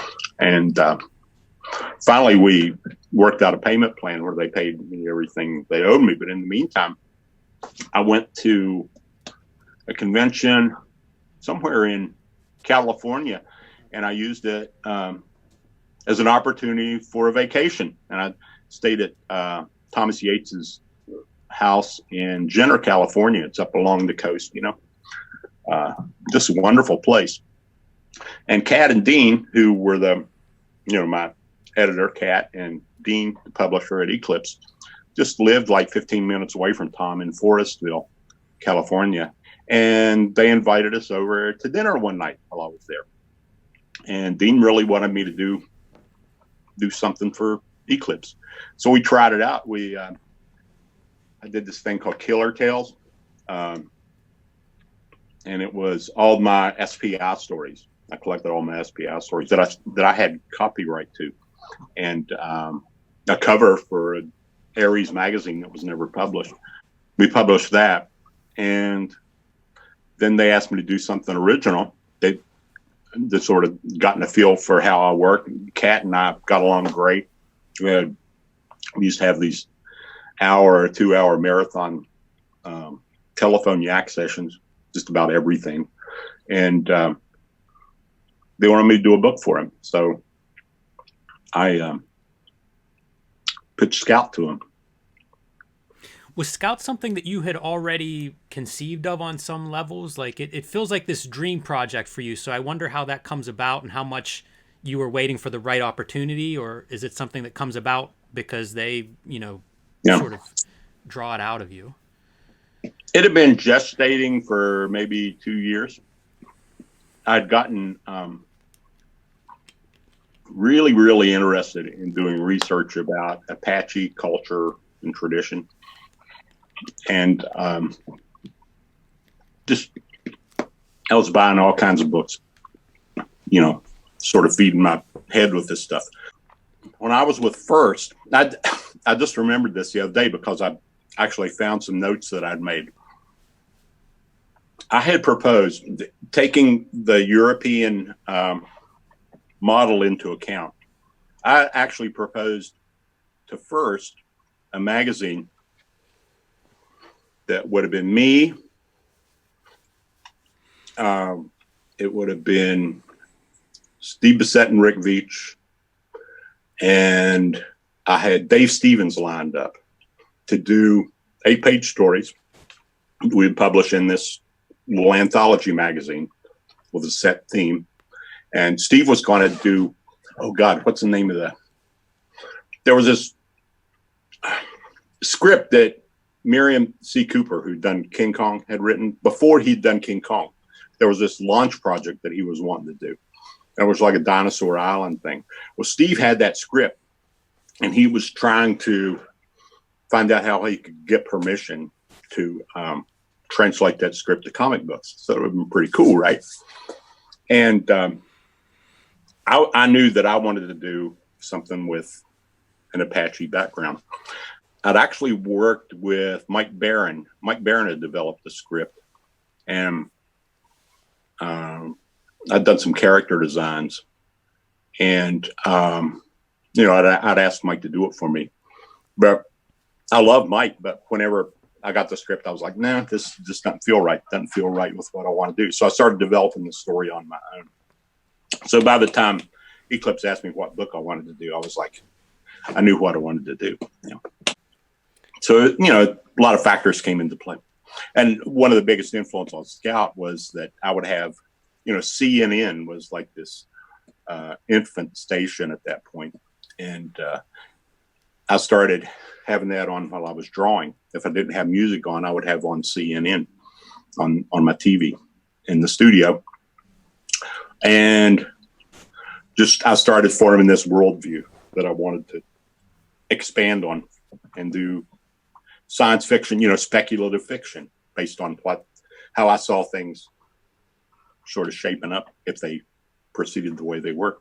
And so Scout was a good opportunity for me to do that. Since we put this channel together, I've been really going through my long boxes and scrutinizing a lot of the material. And you did, of that first volume, 24 issues of Scout. And it seems that is that's like a standard bandwidth that a cartoonist can have at any one given time. Like we talked with Howard Chaykin last week, and he did about 24 issues of American Flag. The Frank Miller run Daredevil, about 24 issues, maybe a little bit more. McFarlane on Spawn, there's something about that 2-year or 24 issue lifespan that's the creative capital that can be put in at like one steady clip or something. Yeah, it's pretty interesting. That does seem to be the magical number. When I did Scout, I wanted to set it up like as if I was, you know, because I read a lot of science fiction. I wanted to use the same reference material, have the same sort of thinking involved as if I was writing a series of science fiction novels. So a lot of I wanted to split all the stories up so that there would be like one chapter of the story would be 4 issues of the book, you know, and they would go through, you know, whatever adventure, you know, 4 issues, 7 issues. There would be this sort of segment scenes, you know, adventures, but I wanted it in context with a longer theme that I had in mind, and set it up like a science fiction novel. And then I wanted to take a break, and then I wanted to come back, you know, after I was refreshed and do something else. And that was, you know, Scout War Shaman. So kind of set it up like that from the beginning. Tim, one thing that strikes me with your work is how conscious you are of creator ownership, creator rights, you know, keeping your copyright intact. Was something did Eclipse strike you as like, this is the right deal? This, you know, you'll own this work, yeah. You know, compared to say First publishing. Yeah, First sort of gave you the impression that there would be a lot of creator rights involved. And John Ostrander and I found out after they went under that was not the case. You know, there was all sort of investors involved that had their hooks in all those properties. And I knew that, you know, Pacific Comics was doing creator-owned stuff. Mike Friedrich with Star Reach, those black and whites he was doing, you know, guys got to own their own stuff. But I knew the underground artists got to own their own stuff. And I knew that the European artists got to own their own stuff. And the guys who were doing the heavy metal stuff. I would go with Tom Yates when he'd drop off pages to John Workman at Heavy Metal. And I knew, you know, guys had their copyrights. And it just, you know, just seemed to be the way to go. Dean and Katz, Jan and Dean, Jan Mulaney and Dean Mulaney. Jan had worked in the music industry. He knew all the pitfalls of the music industry. And they really walked their talk insofar as the contracts went. I mean, the contracts were like 5 pages long. And when I showed them to my agent, you know, when I was doing we were working on the Scout movie option stuff, my agent was like, yeah, here's everything in here you need, you know. And it's all very clear cut, spelled out. I would use them. If I was writing a contract, I would use them as a model, you know, because everything you need, it's in there and it's in 5 pages, not this, you know, 30-page thing that you have to wade through. And, you know, totally clear ownership of all the characters. And if I would have, you know, I would occasionally take breaks and have somebody to, like Thomas did pencils and inks for one issue of Scout, and then another one he did pencils and I did the inks on it. No, I did the pencils and he did the inks. Anyway, when I would bring in somebody to do backups, whatever, you know, their contracts too were really very, very clearly spelled out. I'm probably getting boring here. Sorry. Oh, never say that, man. We get deep on the channel. One thing that I'm curious about with making an Eclipse comic, were those books done on spec or you got a page rate? Oh, got a page rate. Yeah, good page rate. Better than my first comics page rate. And Scout was usually their best-selling book. You know, there were occasionally other things would come along, like the what was it? The hamsters book that was kind of a. You know. I forgot that was Eclipse. Oh my god! And yeah, got a regular page rate. It was good, man. You know. Yeah, that's atypical to the world we live in now, where creator-owned piece is usually done on spec completely, and then you start to carve them up. Hence Kickstarter, you know, like I was talking about earlier. Yeah. You know, I was like amazed. I was like, wow. And I was talking to other guys who were in the same sort of bracket. You know, I was in the DC Comics, you know, I was like in their, you know, say upper pay scale bracket, and guys, you know, on that tier, having the same problem with publishers, and even publishers that I've worked for and had done work with a page rate. And suddenly, for some reason, they were following the Image model, as I would suppose. I've never worked for Image, but, you know, doing that, they started doing that. I won't put words in your mouth, but I've heard that from other people who worked at Dark Horse, that it was like there would be a page rate situation, and then they would try to carve a situation where they just cut you into the royalties at the back end or whatever. Well, that's what it evolved into. I mean, I've done a lot. Always had a great relationship with Eclipse, you know, or not Eclipse, but Dark Horse. Dark Horse, and got along great with Mike Richardson. But Mike's a survivor, you know, so that's what he had to do to keep some of the books afloat, and especially after. You know, there were things going on behind the scenes that I wasn't aware of, insofar as, you know, the Star Wars and the Conan stuff. And, you know, things were getting a little rough. Whenever I took Scout Marauder, I mean, they were really interested in publishing it. And then all that stuff started happening. And then Mike, called me personally and said, "Hey man, this is what we can do." The 50-50 thing. And I said, "No, I don't think so." Just didn't sound. It's a gamble. What I do. It's a gamble. I knew that's that. For sure. I'm sorry. Go ahead. Oh no, What'd I you just say? said it's definitely a gamble. Yeah. I'd always got the page right for them, everything I did. And, they were really good about giving me raises. If I'd be on something for a while, they'd give me a raise. Things got interesting just in general. It's I've never gotten royalties off of an independent book except for when I did Turok for Valiant. First issue of that got me a big royalty check that went into investments, and that's now my retirement account, right? That's amazing. Yeah. And one good thing to come out of Valiant. I was gonna say, man, Tim Truman wrote the most readable Turok comics to ever exist. Yeah. I got to hear a lot of good Allman Brothers stories out of I don't know, Valiant. Steve Wazorski, or whatever the fuck that guy's name is. So I tell me more about Dickie Betts.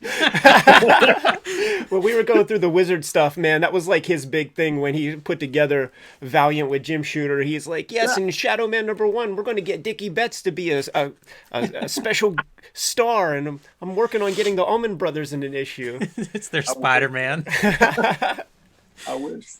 But yeah, they were great to work with. I had great relationships, with all of the guys up there, Leighton and all those cats. They used to have these creative summits and things like that.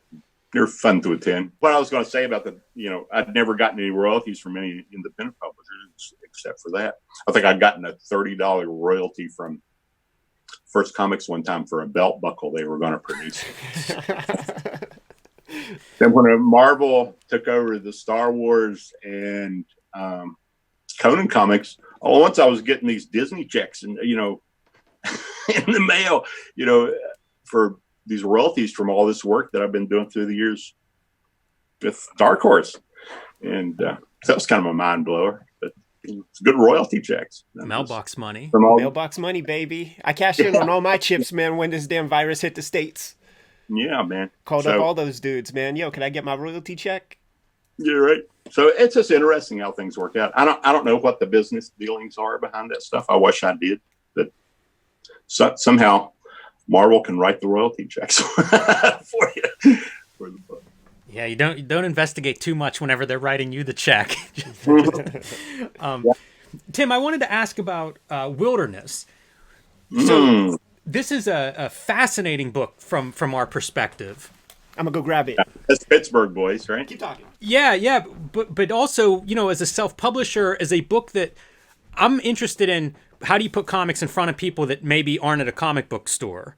Oh yeah. And to me, Wilderness is one of the great examples of connecting a story that is of interest to people who have no idea what's going on in comics, and you connect them. So tell us anything about Wilderness. How do you decide? You self-published this, right? Oh yeah, self-published it, and then there was a Eclipse.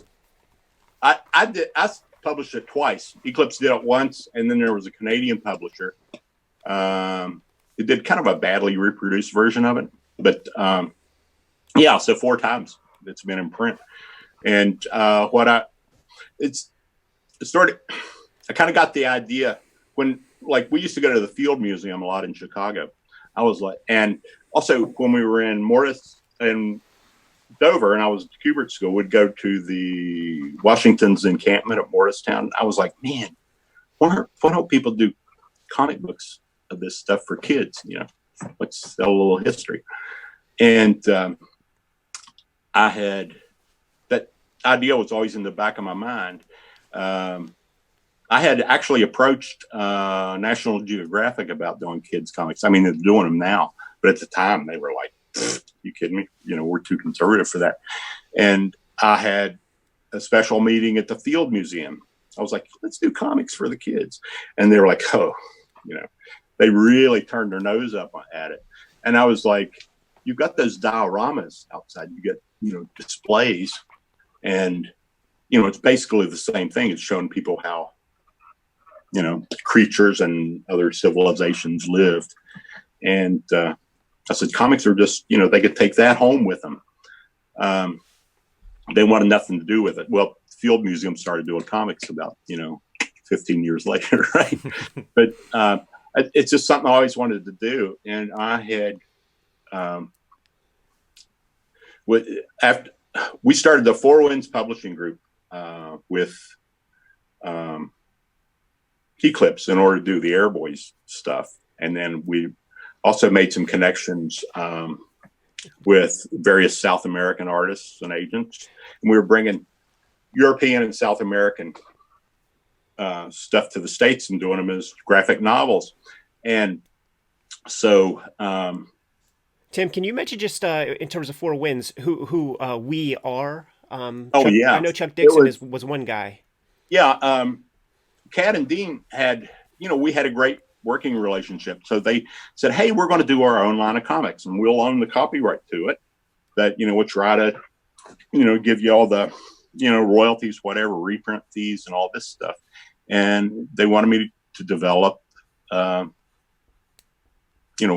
of a rebirth of the Airboy character, but along contemporary lines, make him a contemporary hero. And this idea sounded really interesting to me. And it, at that time, I'd been thinking about like the Eisner and Iger shops and the Jack Kirby and Joe Simon shops and the Harry Chesler shop. And back in the 40s, they would package books for different publishers, and that idea had always intrigued me. So I said, well, I could do it, but I can't do it on my own. And I've been meeting all these young artists at conventions and writers. And I'd liked a book Chuck Dixon had done, and his Judith Hunt, his wife at the time, they did a book called Evangeline. And I would run into Chuck at conventions, and we got to be pretty good buddies. So I said, I need Chuck in on this. It's adventure material, and it's right up his alley. And so Chuck and I co-developed all those characters. Chuck wrote most of the stories. I wrote a few. I penciled some stuff, but then we started bringing in Stan Wack was another Kubert School guy, amazing talent, and brought in Stan Wack to do the pencils. Later on, Ron Randall. Then we also had Gary Quapitz, Flint Henry, John Snyder did some stuff for us. Tom Lyle, that was Tom Lyle's first work. After G.I. Rambot. Yeah, right. And then, it was a whole gang of us. Michael H. Price did Prowler with me, even though that wasn't affiliated. I owned that. But anyway, he was sort of one of the Four Winds brothers too. Anyway, we put that whole thing together, and then later on, I said, I want to do my own publishing company. We made these connections in South America with the Villagrands, and they had access to all this amazing material. And so we started, paying them fees to do black and white graphic novels under this publishing company that Chuck and I were partners of. And after the first year or so, Chuck decided to buy out or to leave the company. So I bought out his shares, and we paid the artists, the South American people, for their work, and anything that was left over, I kind of put aside in savings. And also at that time, I did the Hawk World with DC, and that made some pretty good money. So I was able to take some time off and took these, 1,000-mile field trips down into Kentucky and started putting all this reference material together. I'd gotten interested in this frontier figure from Pittsburgh, Simon Gertie, who had he had left the American side during the Revolution and had fought. He served as a liaison to the Native American tribes, to the Iroquois, for the Ohio Valley Wars. And he was always branded as a traitor through history. And I had read this book by Alan W. Eckert, who's this great historian and fiction writer. And Simon Gerty figured into that story. And he had intrigued me. So I started going to the library and ordering like books from the 1800s that mentioned Simon Gerty, and just establishing all these notes and finding out anything I could about the character. And so that became my big project. I was using Four Winds to kind of, fund that.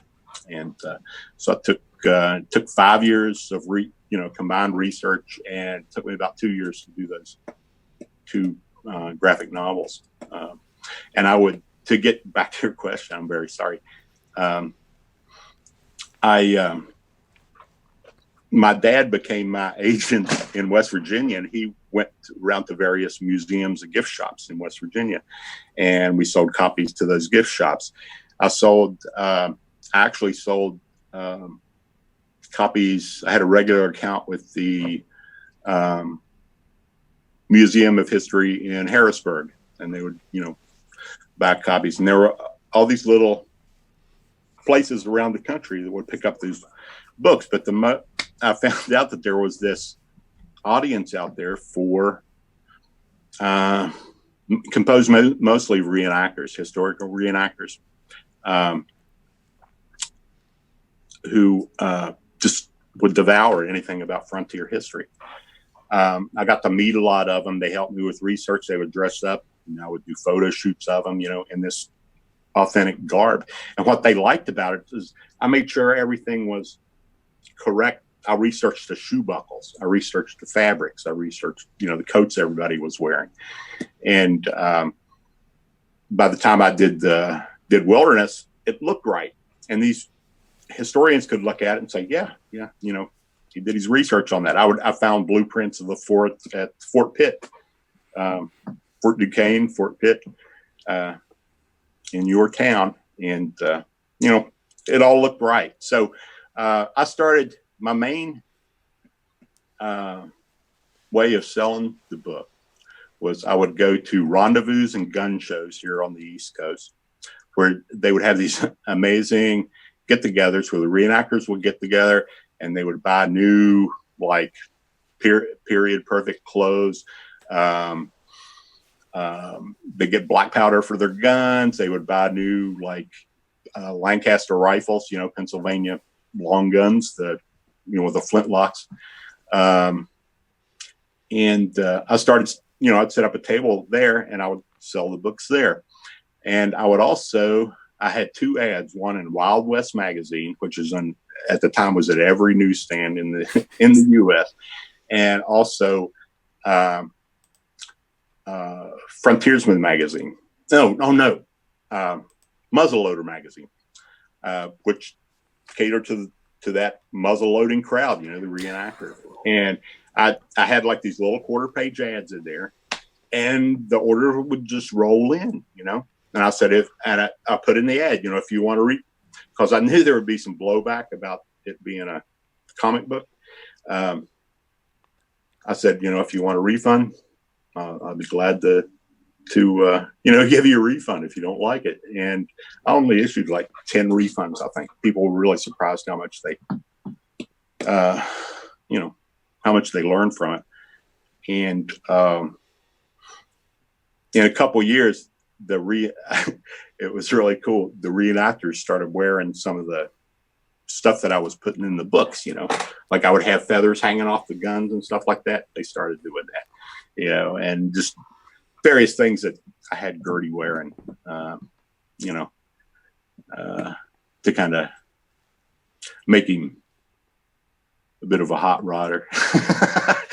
They started doing it. It was all period perfect stuff, but it was little bits and pieces that I'd learned that people actually did during that time, just to kind of set themselves apart from the crowd. It funded 4 printings of the book. And we had that doesn't include the hardcover signature edition that I got.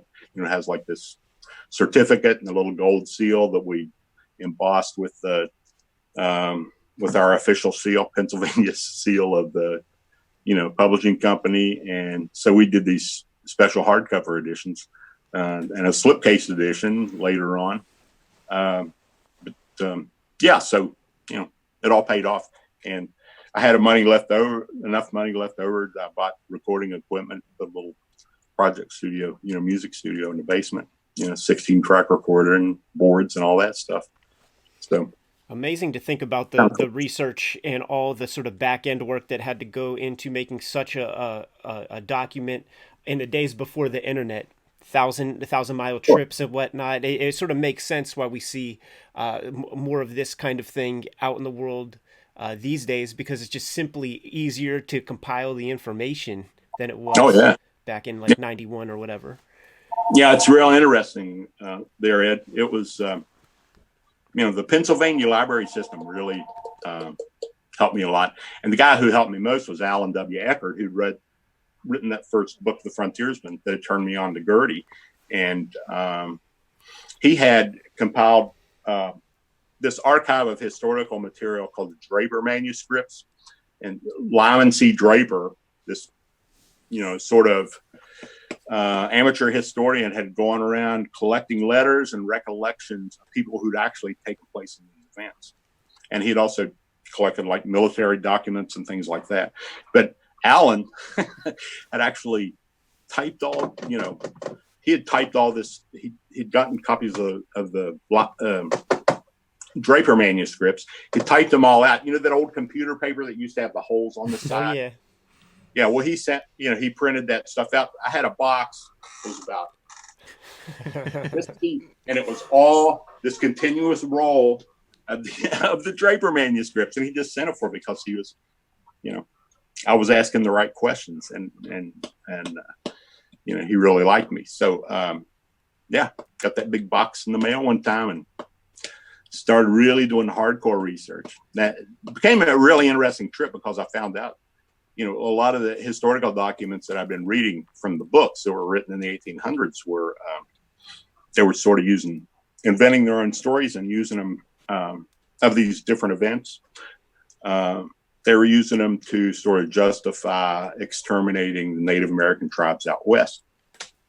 And when you would get down to the actual accounts of the people who had lived through this stuff, some of the same people that are mentioned in the, in the books, their recollections of events were pretty different. It was quite different. I just have to make note that I'm so thrilled that we got this stuff on the record, man, because this transcends just simply making a comic book. I mean, this gets into the territory of you had a calling to make this freaking book, man. With all that extra work that was put into this thing, man, that is not to be taken lightly, man, and I respect it crazy amounts. I tell you, it got real interesting. We couldn't drive through Pennsylvania like when we'd go down to West Virginia. But I would look up on the hills, and I would be like, just imagine like Gertie and some Iroquois walking along the ridgeline. It became very real to me.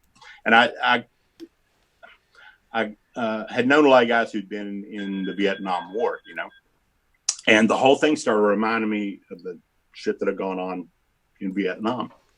And so, the jungle warfare against an indigenous population, and how the indigenous population will always use the terrain against you.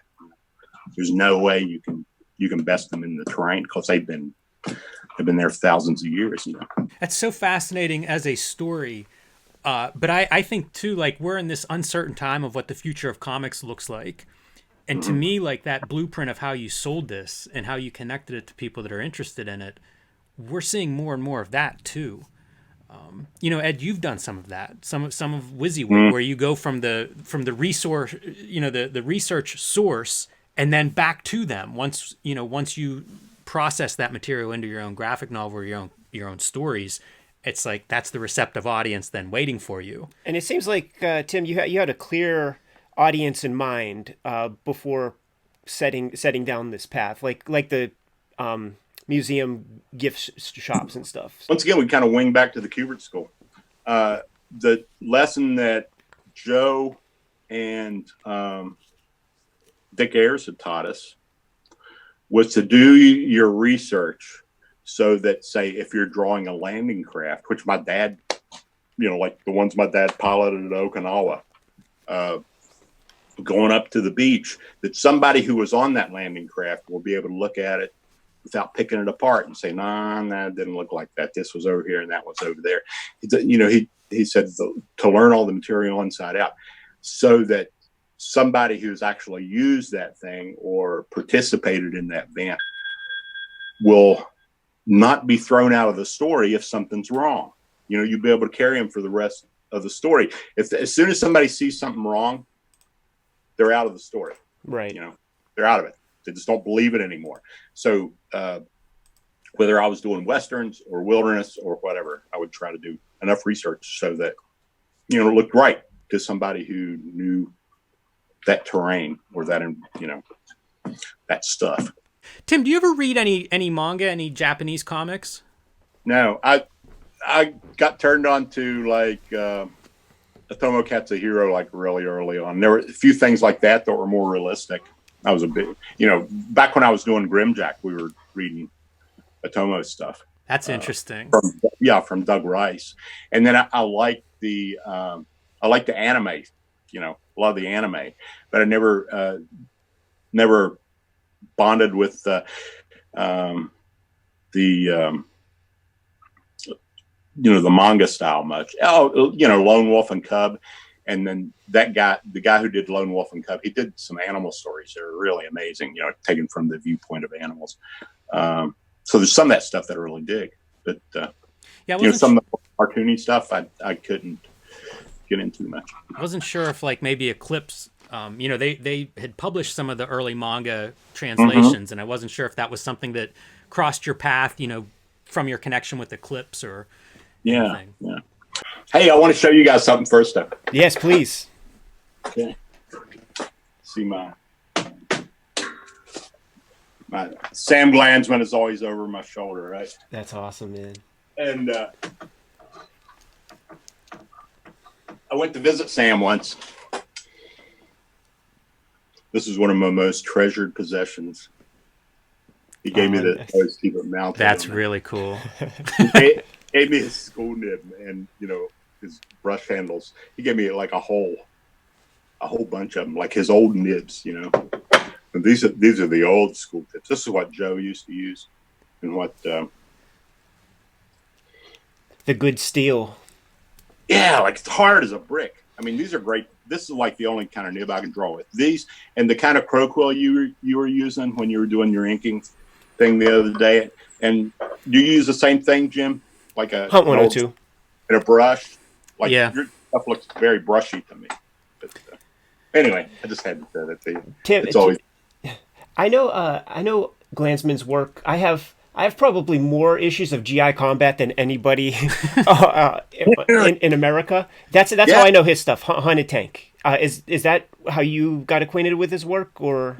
No. The combat war stories that he was doing, I think with Dell. Okay. Yeah, it was Dell. Rather than Gold Key. Anyway, I'm making notes because I want to look up some of that classic stuff. Oh, they're amazing, man. Because that's where Sam was also very detail oriented, and because he'd been on, I had Sam's drawings that he had done during World War II. I still got Xeroxes of a bunch of them, but he would sit around doing stuff like drawing hatch covers on the USS Stevens, right? And drawing boilers. Besides all the figurative stuff he was doing, he would draw turrets. And he would just catalog this stuff into his brain. So, it paid off for him later on when he was doing the USS Stevens stories and when he did Sailor's story. But it also, when he did Atu, I had him do a book for us, Four Winds, called Atu. And, this caveman story. And when he was designing the science fiction stuff, when he would turn in his, the plot for the story that he was wanting to do, there would be all these sketches of these, he had these special personal helicopters that people would go up in. But he would work out how these little feet would come down from the bottom of the helicopter, how the rotor was attached to the top. I mean, he was like inventing this stuff. He knew how the mechanics of it would work. So when you look at his stuff, it's real accurate. But the layouts on the combat war stories are really, really, really interesting. He kind of pushed the boundaries of what people were doing with comics at the time. His layouts and storytelling technique on those true life combat stories is pretty cool, And also there was Kona, Monarch of Monster Isle. That's in that Art Out of Time book. Oh, that's cool. And his Klansman? Mm-hmm. Oh, that's awesome.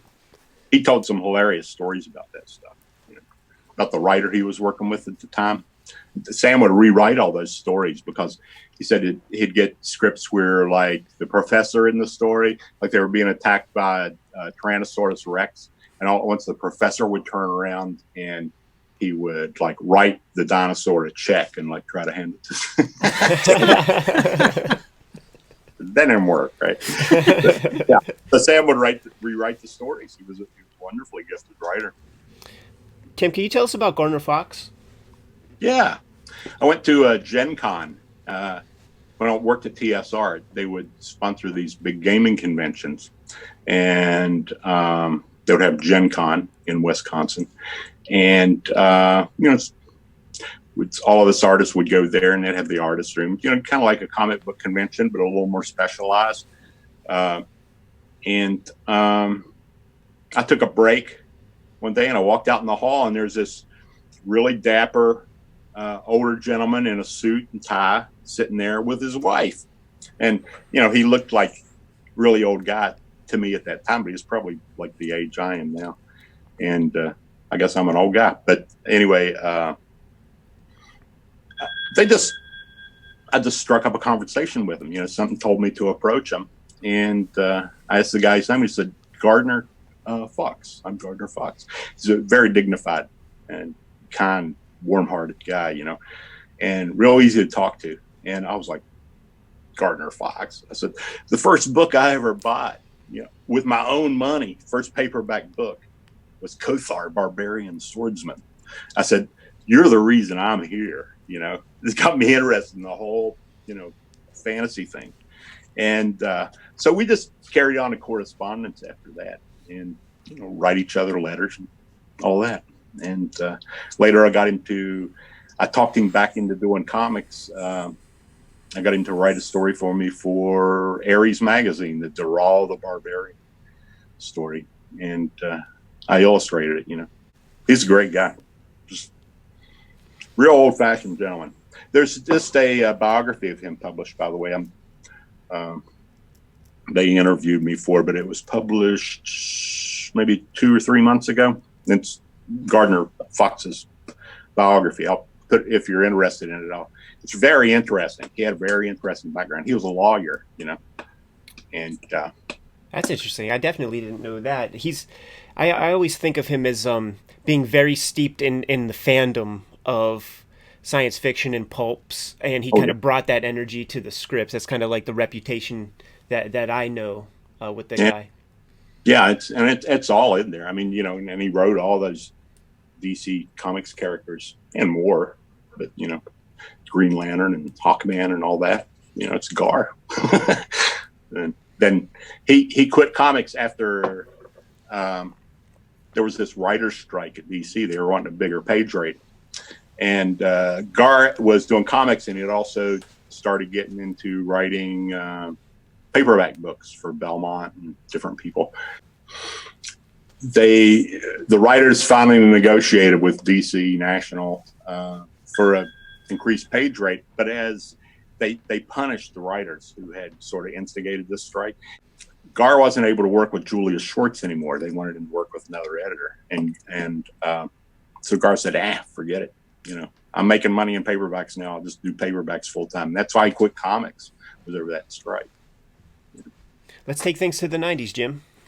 Yeah, Tim, we both really get into comics in the 90s, and it's a pretty interesting decade, as I'm sure you're well aware, because of its expansion and then somewhat collapse.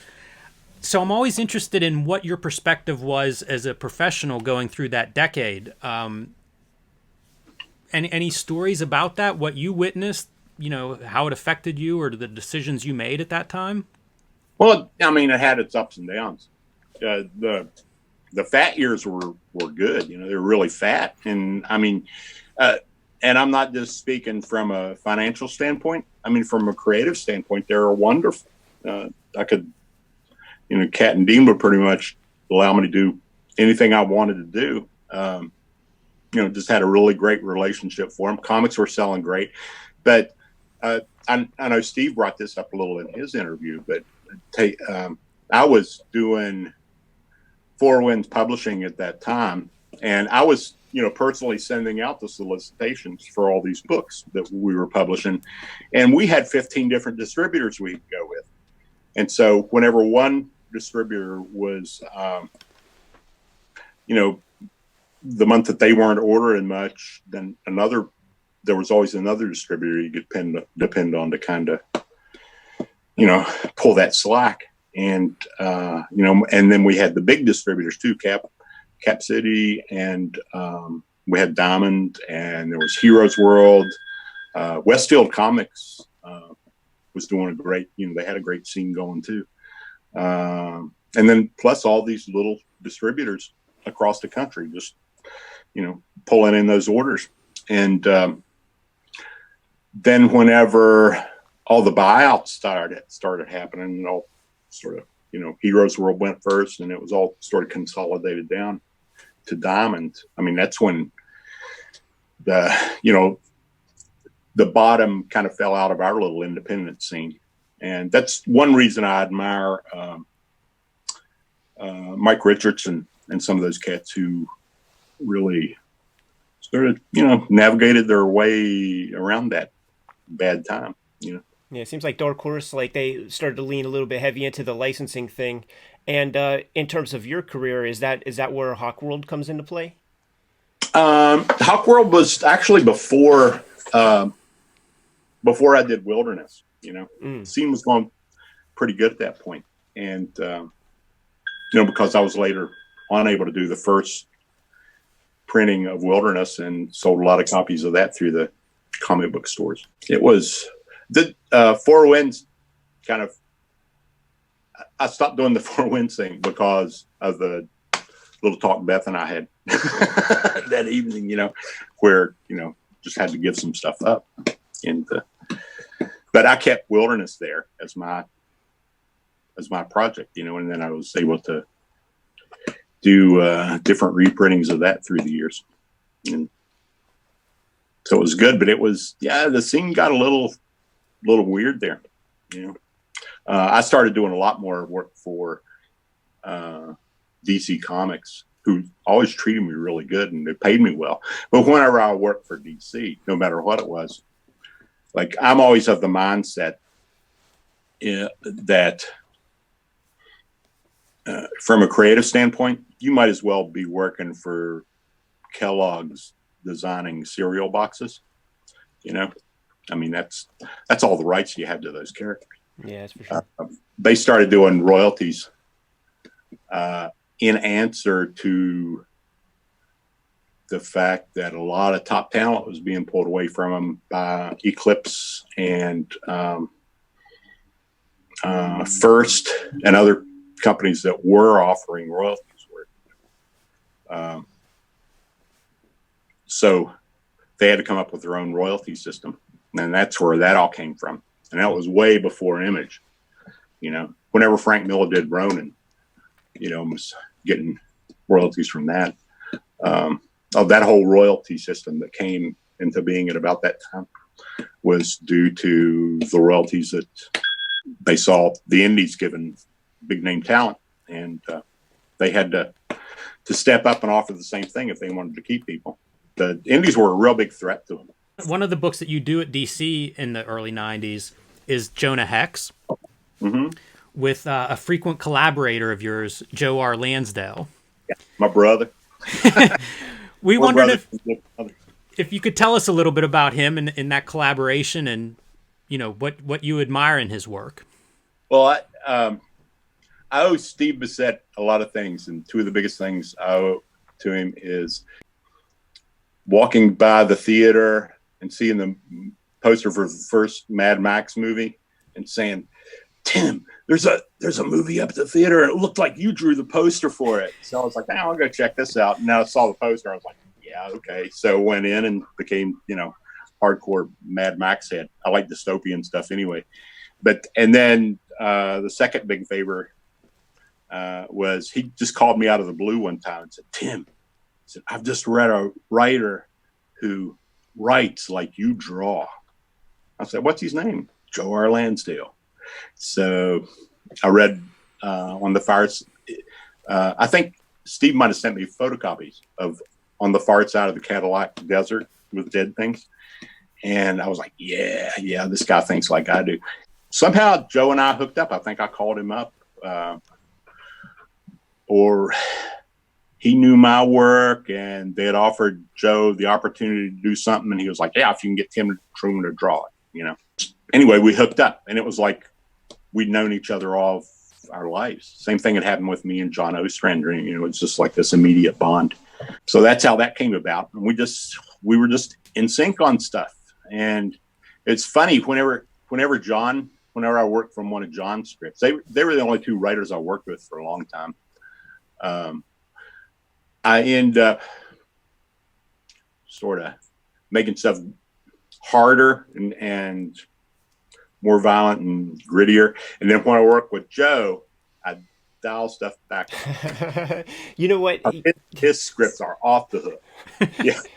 You know what, Tim? You were in my my one live stream when I was inking that evisceration where a guy's guts were being ripped out from his body and things. And Joe R. Lansdale is considered to be he fits comfortably in what they call the splatterpunk genre of novels. Recommend a book or two for me to read, because that's what I've been doing sort of as inspiration for this weird project I'm working on. Like, what's the goriest, most grotesque one of those books that you can't unimagine, unsee? Probably any of his short story collections. Early ones. The early ones is where he does his harder stuff. And he wrote some crime stuff, early crime stuff. Savage Season. There's a few other things. I'll send you an email, with a list of stuff. I got a, the bibliography. Yeah. I'll think about that. Because, you can't go wrong. Just about anything you pick up is going to be rewarding. Even his Hap and Leonard stuff, especially the early stories, are real good for like dialogue and just situational stuff. And then he sets everything around, the area of Texas where he lives. So it's he's kind of like a regional writer too. He knows whereof he speaks. But there's a lot of his short stories I think you'd really get a kick out of. And Joe's all over the map. He the last couple of years I've been doing. I've done a ton of book covers for him. People wondered where I was at in comics, and it was, I was writing Conan and I was doing covers for Subterranean books and stuff for the Grateful Dead. Could get my drawing chops out of my system. But Joe, recently there've been a couple Subterranean collections of his things that are more sort of pulp tributes to the stuff he grew up on. And they're really cool. But he always puts a very bizarre spin on things. Joe has a real interesting technique as far as that goes. I talked to him about it. He says he'll think of a story. And when he thinks of a situation, he discards the first thing he thinks of, like as a resolution to a situation that he's writing about. And he'll think of the opposite of whatever's going on. And then somehow an idea will meet in the middle between the opposite and then the natural inclination. It'll resolve itself that way. And it's just a brilliant technique, I think, because it gets you thinking, a broader spectrum story-wise. Jonah Hex. That seems to be the first couple of joints that you guys did. together over in DC at Vertigo. I assume you guys have some name equity. You could have done anything you wanted. Jonah Hex was the attraction. Yeah. They asked Joe to do Jonah Hex. See, he had already done a Jonah Hex story for the animated series. He'd done a couple of Batman animated scripts. And, some Lansdale fan had got him to do that stuff. And so he'd done one, I think, featuring Jonah Hex. But they wanted him with his sensibilities, his Texanness. They wanted him to do a Western, and they wanted to revise Jonah Hex. And he asked for me to be the artist for the book. So that's how that came about. That was the first real comic project that we worked on together after spending a few months talking to each other on the phone and that. But, it'd be impossible to imagine anybody else drawing that thing, man. That's a perfect collaboration. It's interesting experience. It was really a marriage made in hell, And I'm really proud of that Two Gun Mojo. And I got Sam Glansman to ink it. That's the only time that Sam ever inked somebody else's stuff. And so that worked out great. Sam was able to, he did a great job on it. And great color, just everything. Yeah, in color. It was funny. I would, I've always been a horrible draftsman of horses. I can trace horses and they look wrong. It was fun. I'd get this phone call from Sam saying, "This horse is terrible. I'm going to redraw it." I'd be okay. No problem. Go for it. Yeah. But, it's always great working with Joe. We're just really in simpatico on just about everything. He's my big brother. He treats me like his younger brother too, a lot of times, which is pretty hilarious. He gives me advice, a lot of advice. But I love the guy. This is an easy segue to get into the music part, because you've had these these are big time collaborations. Grateful Dead and Santana, which in some ways connects to Wilderness and the idea of making comics for a non-traditional comic book reading audience. Yeah, it's. I'd done a couple little jobs with Kitchen Sink, just little tiny jobs. And I'd read a little, is on the back page of the Comic Buyer's Guide that Kitchen Sink was looking for artists and writers to do a Grateful Dead comics. And, officially licensed stuff. And I was like, I think I could do that, Do you like music or something? Oh, yeah. I'm big San Francisco. Yeah. Because of the guitar. I'm into comics. But so, yeah, I'm big especially San Francisco stuff. Jefferson Airplane, Grateful Dead, Santana, Quicksilver, all these groups. I called up Dennis and said, "Yeah, I'll call you back in a couple of days and let you know where to send your portfolio." And so I was, about 10 minutes later, he called me back and says, "There's no use to send your portfolio. Jerry Garcia knows your work." That's cool. And Garcia was a big comic book collector. So, I was in like Flynn. And I was the only artist that was ever, they did, I think, 9 issues of the Grateful Dead comics. And I was the only artist that was in all of them. And it was interesting, years later, when I was working on Star Wars for Dark Horse, like Lucas's, I forget what the guy's name was. I should know it, but it's just slipped my mind.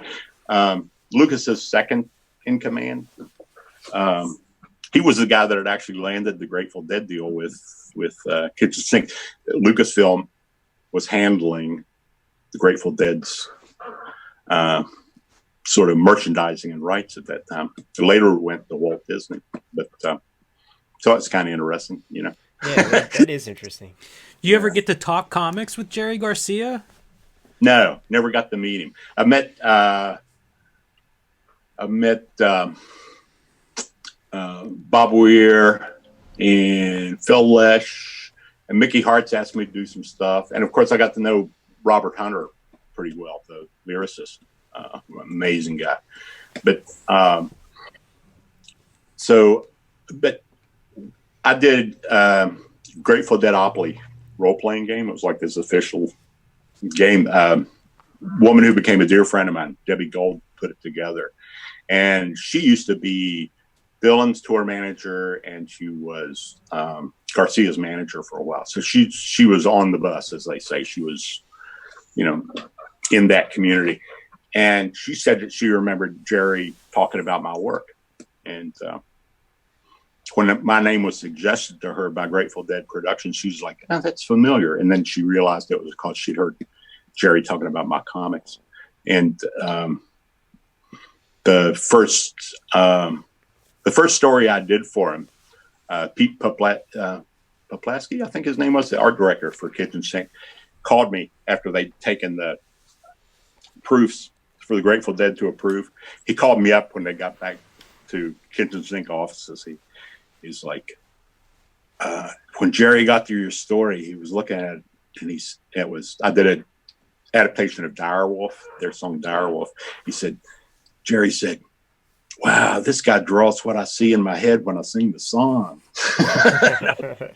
That's a pretty nice compliment. Yeah, it's a good stamp of approval for sure. It was interesting meeting Weir because he was incredibly bashful, and a little hard to talk to at first. And then when he found out I was I started talking guitars with him, and he was like, "Yeah, okay." We hooked on that. It was like women, that don't know each other, who happen to be mothers, like start talking about babies, and they all had that common experience. So Weir and I have guitars in common, and he was showing me this prototype, and I was like telling him because I'd worked on guitars, I'd rebuild them and stuff. And he was trying to he's coming up with a prototype for a hollow body guitar that wouldn't feed back on stage. And he was telling me this thing he had in mind. And I was telling him, well, you have to watch out how you do this and that, because it'll, you'll raise the bridge on the guitar and it'll throw the action out of whack. He was like, okay. And he gave me his cell phone numbers. And, so call me anytime and we'll talk about this. So yeah, it's fun. Tim, we're getting to about 2.5 hours. Appreciate you taking the time for sure. Can you give us a status update on Scout Marauder? Like, where are you at with that right now? I'm about 3/4 through. Just pencil and ink and drawing it. My big drawback is I want it to look too good, so I've been redrawing some pages like 3 times. Like entire pages. I just got to stop that. I got to stop. So that's been the problem, is me wanting it to look too perfect. And I'm just so into the story. And it's really cool. I really missed going. There's Indigenous Comic-Con in New Mexico. Every year this would have been my 4th year going there. And I really missed going this year because there's this whole community of Native American comics creators, and Scout was like, they said that was the first comic they read that they felt like was, it talked to them. And so I miss seeing those people this year. Just a really incredible community. There's some guys I'd like to hip you to some of their work. I think you'd really enjoy it. Jay Odjick and Weshigo, Vetre, and John Proudstar is always out there. He did Tribal Force. We were supposed to leave like the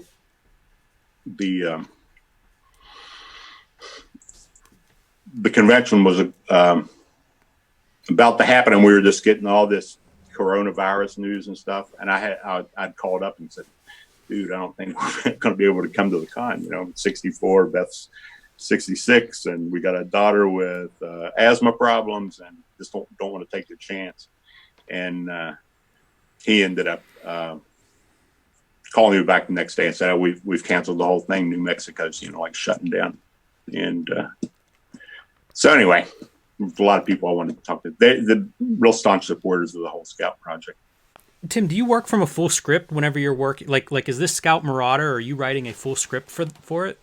I plot it out. Usually I have a really solid direction where I want to go. And Ben helped me plot the book. Ben's a game designer, and he was originally going to do the dialoguing with my editing. And he's been developing this online game, Black Mesa, with a bunch of buddies. They're just a bunch of indies with no capital, and they had this game that was like, in the top 10 games on Steam, right? So, but for the past year, they were developing that because they just wanted to have this final push and get the final version of the game out there. So I've been writing it myself, but it's based on a really very detailed plot proposal that Ben and I had worked out like 3 years ago, and I've been tweaking things here and there as I go. Different things happen.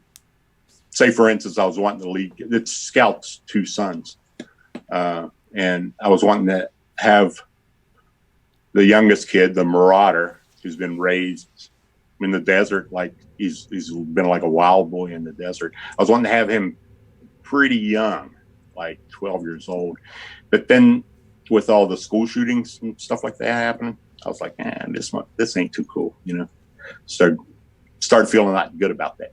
So anyway, I made them both a little older, expanded the timeline a bit. And, so there've been a few little tweaks like that. And then the whole coronavirus has been like, holy cow. Before this whole thing hit, like about 2 months before, I'd written a part in the script where I'm describing this virus that's sweeping through the mission camps, and I call it the pneumo C virus, and it melts lungs, right? And when coronavirus hits, I was like, oh man, this is just too, it's tough doing dystopian comics, man, these days. I'll tell you that. I was working on these pages just like last week, and it's a guy, hooked up with a ventilator with tubes in his mouth and stuff, and I was just thinking like, well, I hope I don't catch it and like kick the bucket tomorrow or something, and like this is like my last drawing. Yeah, right. It's funny, the things, and see, in my mind immediately goes to dark places anyway. And so I'm imagining all these situations like with the food running out and martial law being declared and people wanting paychecks and where's our jobs, and I'm spouting this stuff to my wife as we're taking one of our walks, and she said, "Tim, back off." I just got the back off comment yesterday myself, man, when somebody was trying to be like rosy about stuff, and I'm like, yeah, well, if this and this happens, they were like, well, I'm trying not to think about that. All right. Yeah, well, Ben, I was spouting off. Just one of those moods. And Beth's always my coach, man. She like reels me in. You got one last one, Jimmy? Tim, we appreciate you taking the time with us, man. Right. Once all this shit clears up, can we take the trip out to Lancaster, man? We'll be social distance from you. Just show us some cool stuff at the studio, some original pages you kept, things like that, man. That would be awesome. Yeah, man. Anytime, man. Seriously, I'd love to see you guys. And there's some neat stuff happening out here. Some other comic book creators, and younger guys like you all. You guys are about my son Ben's age. So from little details I picked up here and there, so there's some little community of young comic book creators out here. They're pretty interesting. Good shop out there. Is it called Fourth Wall Comics?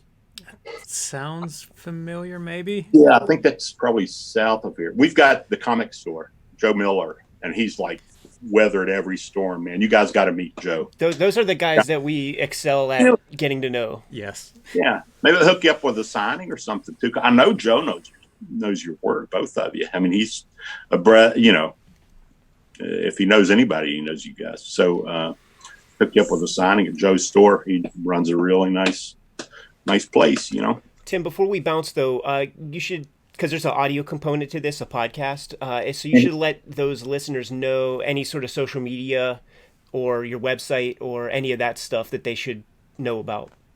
Okay, TimothyTruman.com, and use Timothy Truman instead of Tim Truman. There's a Tim Truman who does soundtracks for Hollywood. He ain't as cool. Plays and Miami Vice and stuff. And you'll go to his website. So it's TimothyTruman.com. A lot of stuff there. I need to update it, as a matter of fact, as soon as we get off. And there's a Kickstarter page if you want to know about the Scout Marauder. thing. Just go to, look up Scout Marauder on Kickstarter, and you'll go to the page, and at that page, whether you get into the book or not, there's a lot of my artwork there. Just scroll down through the updates, and you'll see a lot of the artwork.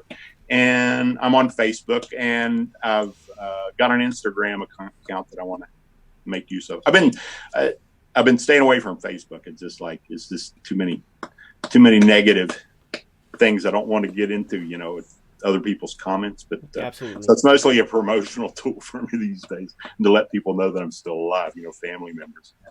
What's your Instagram name? Let's see. I'll have to look it up. I've never actually posted anything. And I'm just going to let the listeners know and the viewers know that there is a pre-sale page on your website for the new Scout book. So I'll put a specific link there, man, because our audience shows up, man, because me and Jimmy have great taste in comics, and we sell books in a dramatic fashion, man. So Kayfabers, get out there and pre-order Scout Marauders, man. You can do... Likewise. Man, do you guys much better. send me some links to your, any projects you got coming up. Always glad to help out. And you're welcome here at the house anytime, bros. So, Okay, great, man. So send me any links that you want put in the description. Tim, thanks a lot for taking the time with us, man.